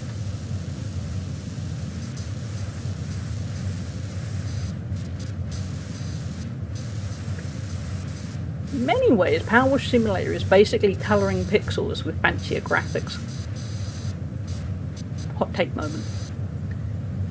Yes, we had cuddly otters, Anxious Pigeon. You missed for cuddly otters. Chat, we need to show Anxious Pigeon for cuddly otters, don't we? Not actual otters, by the way. Otter plushies. Hold on. Let's quickly demonstrate the otters again. Okay, we have Oscar. This is Oscar. He's from Minnesota. Look at him. Look how happy that a little bit smug, but a very happy little face. I could never play this game. It would drive me mad to do this. Yeah, I understand that. It's very... I think you either love or you hate PowerWash Simulator. There is no in between. Before I swap over to Ollie, look at the tail on Oscar. That is an admirable tail. But yeah, that is Oscar. He's a very happy little dude. And then we have Ollie. This is Ollie. He came from Amsterdam. He's big. There you go. I'll put him to the... Yeah, look, so you can see the size involved with Ollie. He's a happy little guy too. But Ollie gets even better, because Ollie has a baby Ollie. This is little Ollie. He's a little bit fluffier. He can barely see because his eyes are covered in fluff. But there we go. That is Ollie and little Ollie. Original names, I know. And because this is the kind of household I live in, my mum made Ollie and little Ollie their own fish, because otters need food. We have the fish. Don't talk to me or my son ever. Yeah. And the fish, look at the size of a fish in contrast to little Ollie. That is chunky food. That is good food. They are very cute, yes. So that's the otter family. They're all very cute and very precious. And I've made sure to carefully put them back down again so they're nice and comfy on the carpet for now. But yeah, nice little otter break. Yesterday my daughter wanted to go to a convenience store. I didn't want to get her favourite snack. And I cut her off and said, let's go to the nearest store I want to go to. Maybe they have your snack. And if not, then we'll talk about what to do. When my daughter saw a snack she wanted more at the near store. That's a good resolution, yeah. 10 out of 10 would cuddle them both. They are very, yeah, I love them. Thank you so much. I needed to see them today. Oh, I'm glad, Anxious Pigeon. They give me a lot of happiness too. Yeah, we were talking a little while ago about how adults should embrace plushies. But, yeah, there's some people that they go, nah, plushies are for kids. And no, plushies can bring a lot of joy to the world. And yeah, buy the plushie. That is the best answer to a lot of situations. Buy the plushie, buy the dessert, buy the little, do whatever it is that makes life a little bit easier. Because life's tough, so find the joy.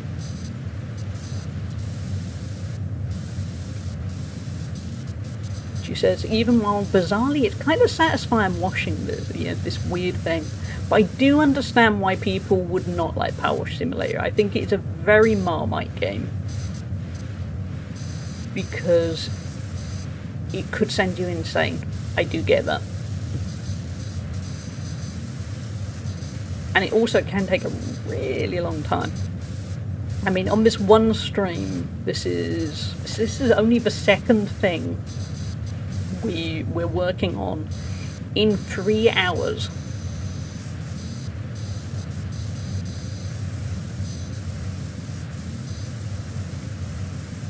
So yeah, we're certainly not going to be finishing this stream. I don't know when we're going to stream it next, because this was kind of a last minute, yeah, we might as well do this. But I'm really enjoying it, and I get the impression you guys are enjoying it.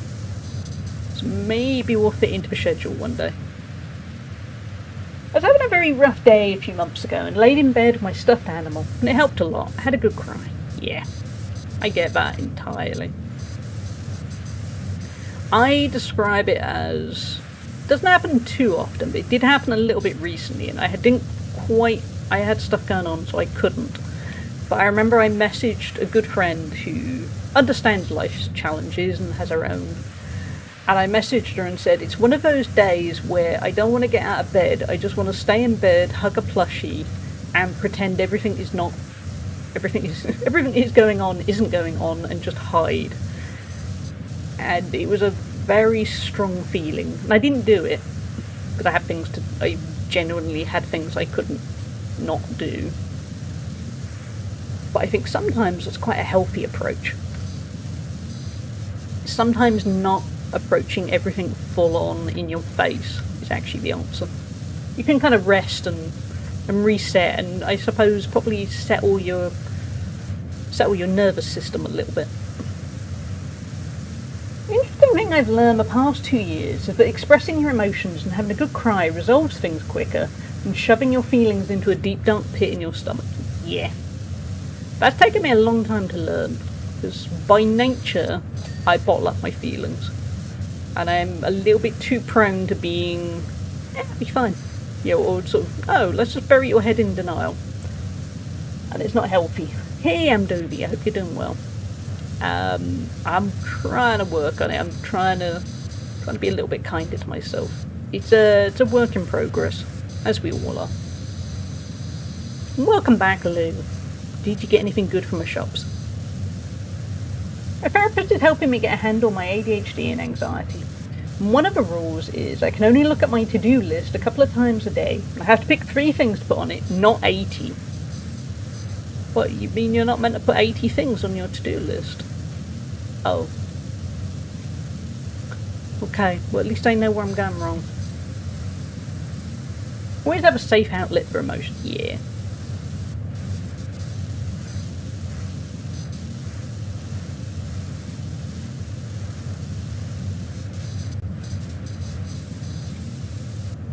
Oh, this bit.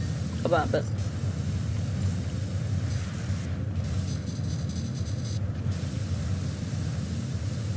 So wheel spoke.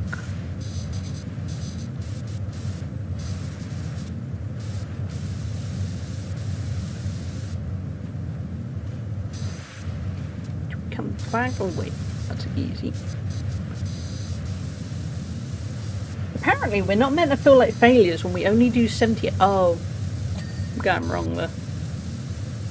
Admittedly, when I had a therapist, in hindsight, she she managed to be, I think, quite oblivious to what I realised afterwards was that I had ADHD. Because I remember I would tell her how it would go. It was, I mean, particularly it was during the pandemic, and I would tell her about what I would do to relax in an evening, and I'd be there going, oh, well, I'm texting a friend on a phone, while playing a game on my laptop, while watching something on TV. And she'd go, and that's relaxing? And they'd go, yeah, because it's the only way that my brain can kind of settle down, because it's not getting the stimulation of outside. And I didn't realise what that kind of meant. And she just went, oh wow, that's really organised, you're getting so much done. And then she just carried on, and that would often come up. And in hindsight, I've been able to look and think, oh, is that not what normal people do? Oh, sorry, normal in, yeah, neurotypical people, not neuronormal. Yeah, what I mean. I'm saying it purely from my perspective. And she was totally oblivious that that might have meant something. But never mind. I have a to-do list and things that should be done sometime list. And things filter from the latter to the thermo when appropriate. That's quite a good way of doing it. I had a therapist for 11 years who I liked, but in hindsight she missed a lot of things. Yeah, I think that's what happened with mine. Because she just seemed to think it was amazing that I could do so much at once. And on the one hand it is, but on the other hand I think she probably at some point should have gone, wait a minute, that might be a sign of something, but you might want to go see somebody who knows more about that. And nah, she completely missed it. And in the end I stopped seeing her because I said about how I wanted to stop seeing her, and then she got really weird and kind of ignored my boundaries and was all, no, you can't. But that's a whole different story.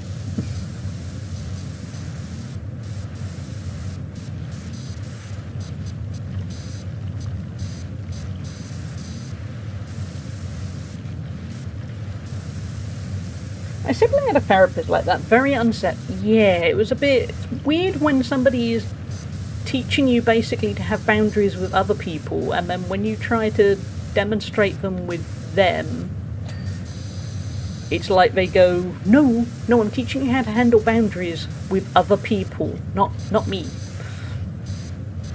And that wasn't so cool.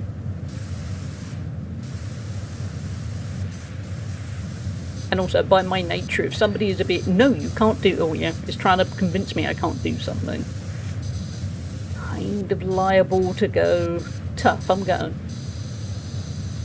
We've got a couple of sport bras, as I found the ones in Tesco's fit me really well. Oh, that's good. I probably need to get some new bras at some point.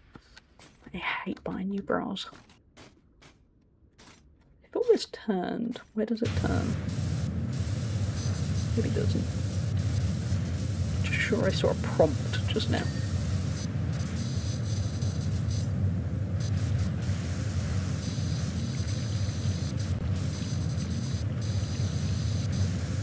Sure there's a prompt. Never mind. We'll come back to you. I still had a therapist who really stunk, and I basically had a fire, and that's not bad, not good. Mine was good until she wasn't, simply put. Or at least I thought she was good, but in hindsight I'm able to think, you missed some. You missed a bit.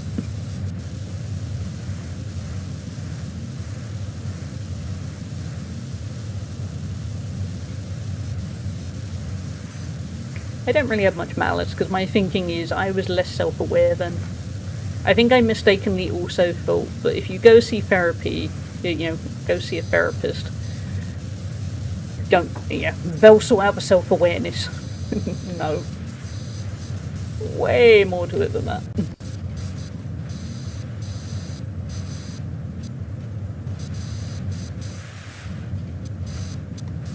I swear it said it would turn. And now I can't find the prompt. We can use a ladder in a bit.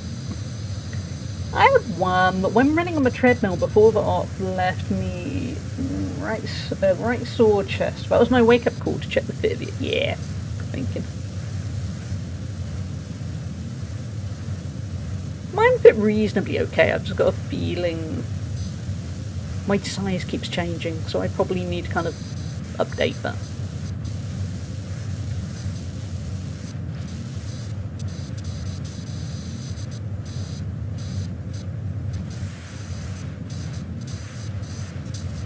This is very calming.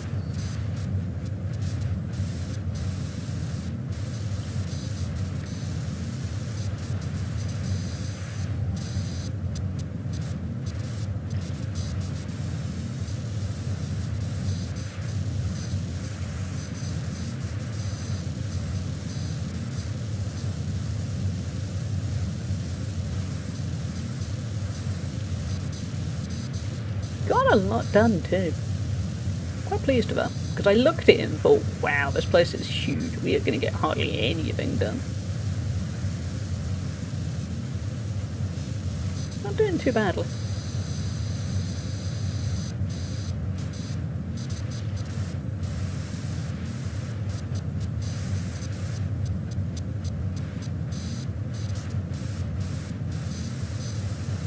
There used to be a woman in my neighbourhood who was very well endowed and ran without a sports bra. Ooh, without a good one. It was entertaining with a pansexual pan, but had to hurt.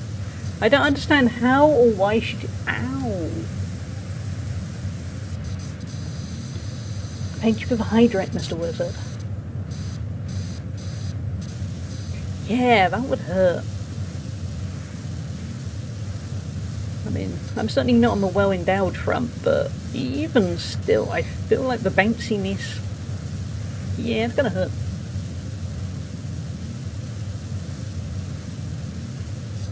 Maybe she just didn't like the fit. You know, never found anything that quite worked for her and just went, oh, I'll go without.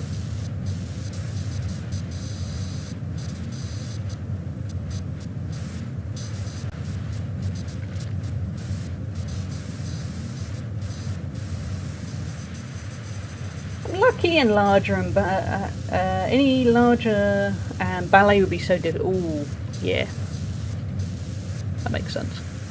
Now, equivalent is making sure your running shorts properly hold things so you don't get friction. Yeah. Also, I'm guessing you don't want them too tight either. It's a terrible moment that, yeah, you will never hear of. My personal trainer, like, well, before my ankles, a couple of months ago, whatever he wears a lot of shorts, and whatever he was wearing on that particular day, it was revealing a little bit too much through the fabric, and he's not that kind of person at all, so I'm guessing he was oblivious to you. I don't think he was there going, look at me. But it was a bit, I remember at some point he was standing in front of me while I was sitting and lifting some weights. I remember thinking, I can see which way you're dressed here, and I didn't say it because obviously that would be really awkward and he was right at the start of the day, but I do remember just thinking, we bought the wrong shorts for him, because I think he realised at some point, because I have never seen those shorts since, so I think, yeah, he probably looked in a mirror or something and then thought, oh, okay, but yeah, that must be an awkward one as well.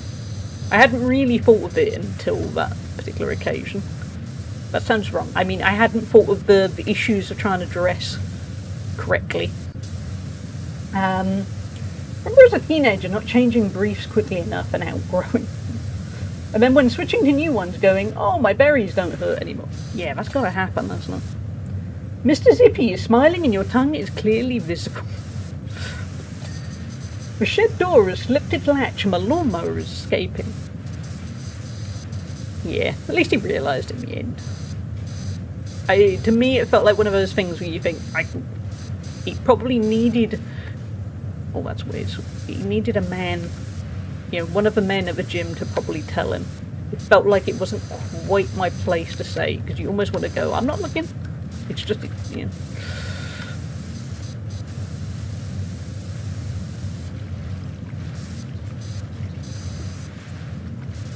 Okay, where was the running thing? Never mind.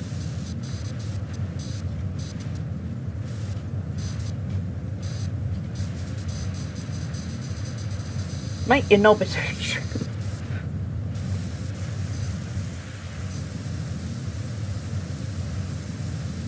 Why is it... Where is the bit that I need to do? 'Cause it keeps popping up and then it vanishes again.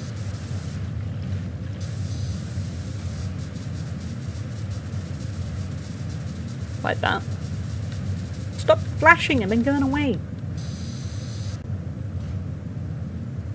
Or was it just a different hit? Oh, that's good.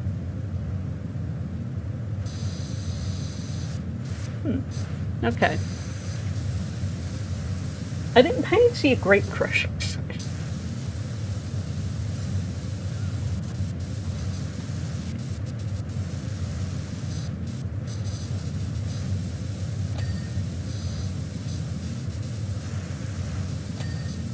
Alternatively, he probably does have clients that would go, no, I have paid for that, but I will happily, yeah.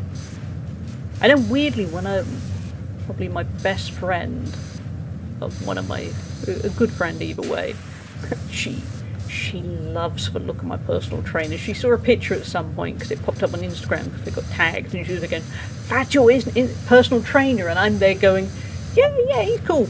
And she's thinking, oh, I'd never get anything done, and I'm there going, really? And I don't, he's not my type in the slightest. But my friend, crucially my married friend, nah, big fan.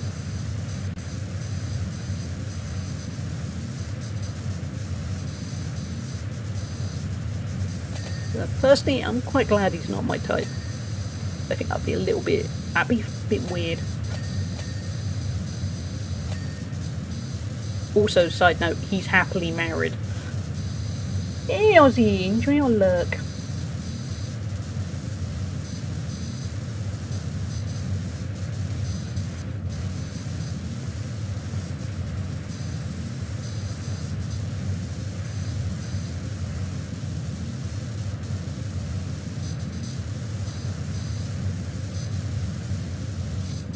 We've done well. 56%. Cannot complain in the slightest. I want a personal trainer, but because of the aforementioned pansexuality, I want to pick out someone I'm not attracted to in person. Yeah, I think it's generally better that way. I mean, I don't know what it's like to have a personal trainer. You're there going, ooh, I like looking at you, but I think I'd think it was a bit awkward. I can certainly see why people like my personal trainer in that way, but nah, just not my type. There's a man who works out of my gym. Now, I'm not sure. I'm 177 centimetres. But this guy, I'm only up to his chest, and he's broad of muscles, but not only muscles, if that makes sense. He's quite distracting. Yeah, I can imagine. There's not really anyone like that at my gym, but it's distracting. I think often when I go, there's a lot of retired men. Now, I know most of them by name at this point. Mostly because about 6 of them are all called Andrew. And I'm not even joking. I think at some point in that local area, there must have been classes full of all the boys who were called Andrew, because there were literally about 6 Andrews at my gym. Who kind of alternate, they're all at different times. But yeah, they're all retired old men, basically. Like, I'll come back from the gym and my mum will be there going, did you see any of the Andrews today? And I'll be there going, yeah, but, you know, I'll start trying to define which Andrew. When I started at the gym and my personal trainer kept calling them all Andrew, I thought it was just kind of a weird in-joke thing and he just called everyone Andrew to make it easier. But no, they are actually all called Andrew. Need a gym shirt that says I'm with Andrew, yeah. Are they all about the same?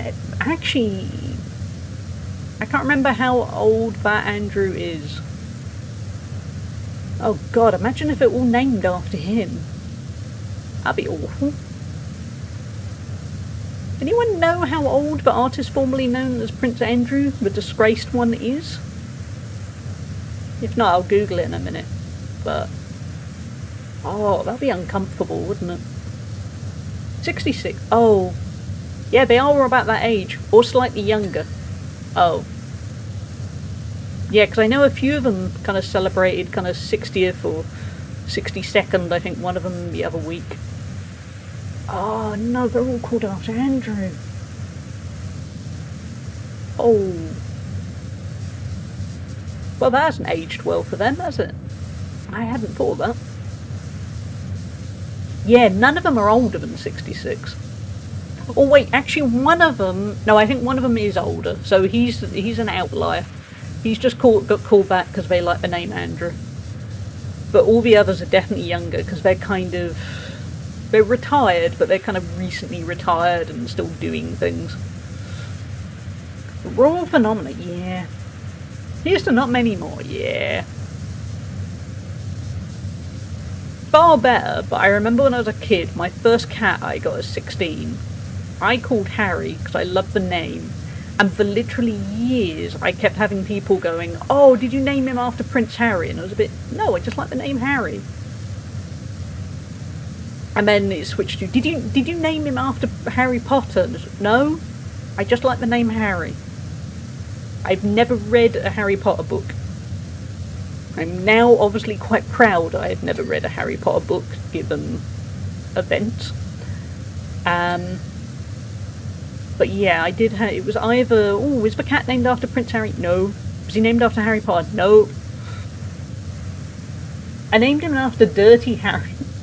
Actually, do you want to know why I named him Harry? Because my favourite film, and continues to still be my favourite film, is When Harry Met Sally. And a few years after we got Harry, we got a guinea pig and we named her Sally. That's why we've got when... Yeah. So then we could say, when Harry, the cat, met Sally, the guinea pig. Funny thing, Harry the cat was scared of Sally the guinea pig.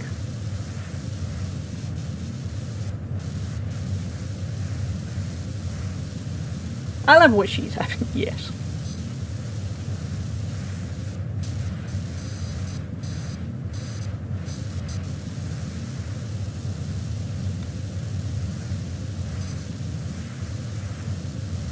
For the lulz, I am tempted to see if I can get 67%, and then we'll finish for the day, and I can go 67, 67. Could get to 69, I suppose that would be the more millennial option. Failing that, I am getting a little bit... I don't think I blinked as much as I should have. So maybe we'll just stop. The thing with PowerWash, you get really into it. Yeah, 67% is going to take forever looking at this. That 6-7 emote is crazy. Are they wearing a Stitch costume? Thank you for the Gigantify. Is that... I'm going to have to move on to the onesies. I'm thinking too small with the hat.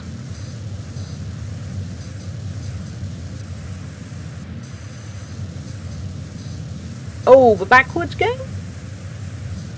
The back doors game? No, it's probably not back. The back one. No, I'm old too, I don't know. Oh, Poppy Playtime. I do know that name. I haven't played it, but I do know it. Because old, by the way. Not really old, but yeah. I'll keep up with these modern trends. Except for 6-7. The back door. Sorry. I know what you... Yeah. As I said it, I thought, I know how that sounds. Ludalert, yeah. For some reason that character got popular as a plushie with kids too young to even play. Yeah. I mean, when I was a kid, you could get action figures of the Terminator and the Xenomorphs from Aliens. And I don't mean like models, I mean actual action figures that they would have in the toy section for kids. I mean, I'm sure a bunch of adults did too, but it was before we had kind of figurines and things. That Backdoors game sure is getting popular these days.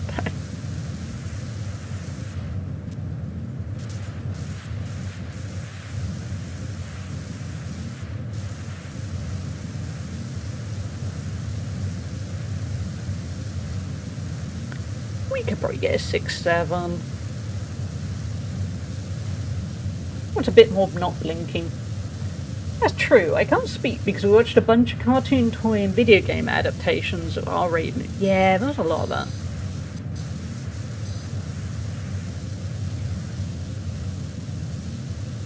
When I was a kid, I was a very wimpy kid. And even just walking past the toys of the Xenomorphs and the Terminator scared the life out of me. I was a very sensitive kid.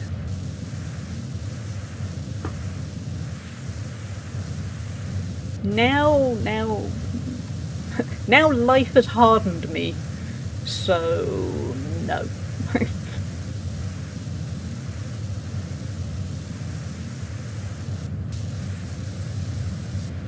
Okay, we're gonna go 6-7 and then we're gonna wrap up for the day, because I need to blink.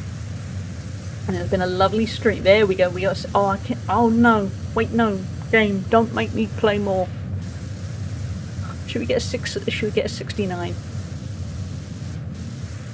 This is the problem. Why is this game so addictive? Adley cannot do horror, but strangely I see Alien and Aliens aside. That's useful. That's good. I couldn't do horror for a very long time, but I can now. We're adding it. We're up to 30.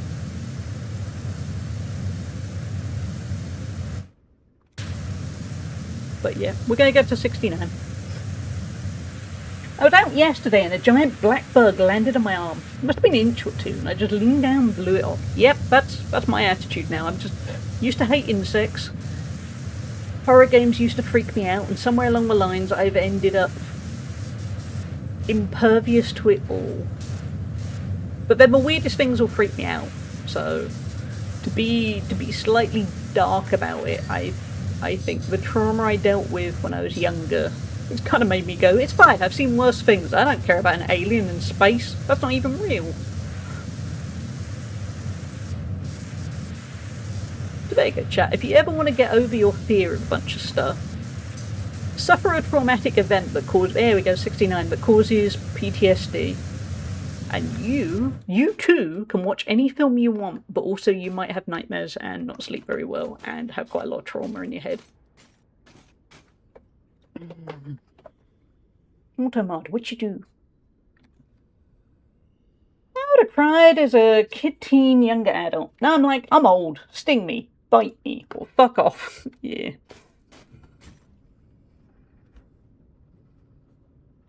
You often just lean down and blow things off. That's my 2027 resolution. You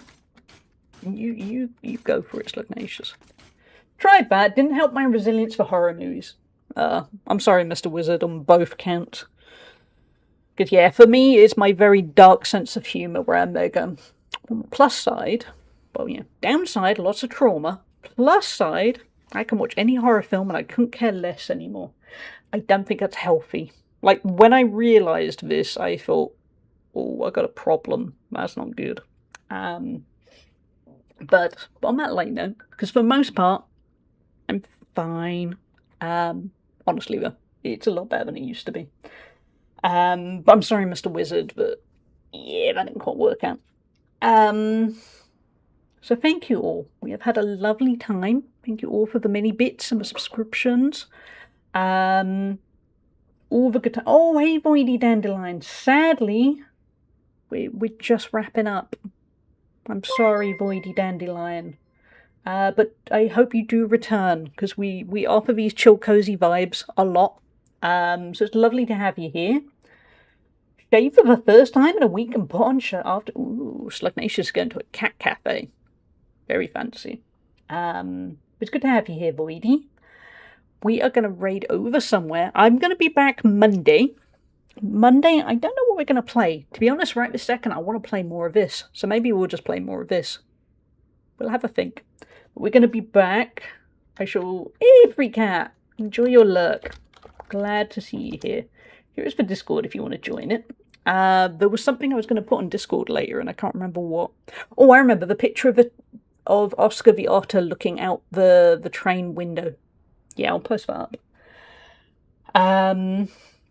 Slugnacious, go feed, go dress, do all the things. Chill cozy, definitely not dark or serious.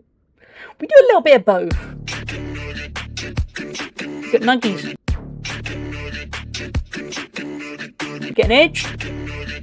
Good, that's probably a relief we're getting edged.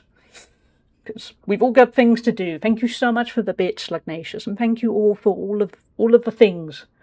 The bits, for subscriptions, for chatting, most of all, to be honest, for chatting and the company. And it's just lovely to see this community flourish. Yeah, I'll be back Monday. The schedule, as always, is going to be Monday, Thursday, Friday, and Saturday. Thank you for Gigantify 3Cat. Thank you, Baconi. Friday's going to be the big day. We're going to play Sonic 2. I've got the Shadow the Hedgehog hat is on the way. But yeah, we're going to play Sonic 2. We're going to see how that goes. I don't know for Monday and Thursday's stream. There isn't anything kind of on the horizon, so we might do more of this because it's kind of nice and relaxing. Thanks, Lignation. I like this community too. I'm very proud of everyone. I'll be that person and go, I'm really proud of me that somehow we have cultivated this community. I know nobody's meant to be proud of themselves, but I kind of am a bit, because it's not something I'm used to doing in life. But ultimately, I'm very proud of you all, because it doesn't really matter if I come along with good intentions and nobody watches, or nobody chats, or nobody talks about serious things or silly things. You know, that kind of we all work together, and I think it's a really lovely community, and I'm very proud of you all, because I can see the growth. And I don't mean the growth in numbers, I mean the growth as in we're all looking out for each other and talking about things and still having fun, because that's important. We got to have fun. But yeah, thank you all. I'm going to stick some raid messages up. We're going to find somebody to raid. I'm going to go get some lunch because it's nearly 2 p.m. I will be back Monday. I hope you all have lovely weekends. Mr. Wizard is here for loot jokes. Mr. Wizard is a delight. Loot jokes and all. I'm starving! Kind of am starving a little bit. Top one is for subscribers. Bottom one is for followers. I hope you all have wonderful weekends. I'm planning on doing very little with my weekend, to be honest. I need the downtime. I am not afraid to say that. I deny everything. So it's going to be nice to have a quieter weekend. Who should we raid over to? What are the options? There are always good options. Quite a lot of good options, actually. Okay, let's try and find something we haven't raided in a little bit. Try and mix it up a tad. Have a look. Oh, I am terrible at decisions. I mean, not generally in life, but I mean in terms of raiding over. Who should we say hi to? Who have we not said hi to in a little bit? Words. Let's use all the words. What about if we head over to... I want to find some nice chill vibes. What about Nemo? Nemo we haven't raided in a little bit. He is chilling with trains. Derail Valley. He's a lovely streamer who does a lot of chill streams. Yeah, just a nice community. It's just he's got such a calm voice. Such an absolutely calming voice that is just... Well, yeah, we're all watching Twitch as kind of second screen entertainment. And the thing is, Nemo's voice is so calming. I find it very... I'm going to keep saying calming. But yeah, let's head over to Nemo. And I will see you all very soon. And I will be back Monday for something. Maybe more of this. I can't decide. But I'm so much looking forward to Sonic on Friday. It's going to be a blast. But take care, everyone. Have a great weekend. See you all soon.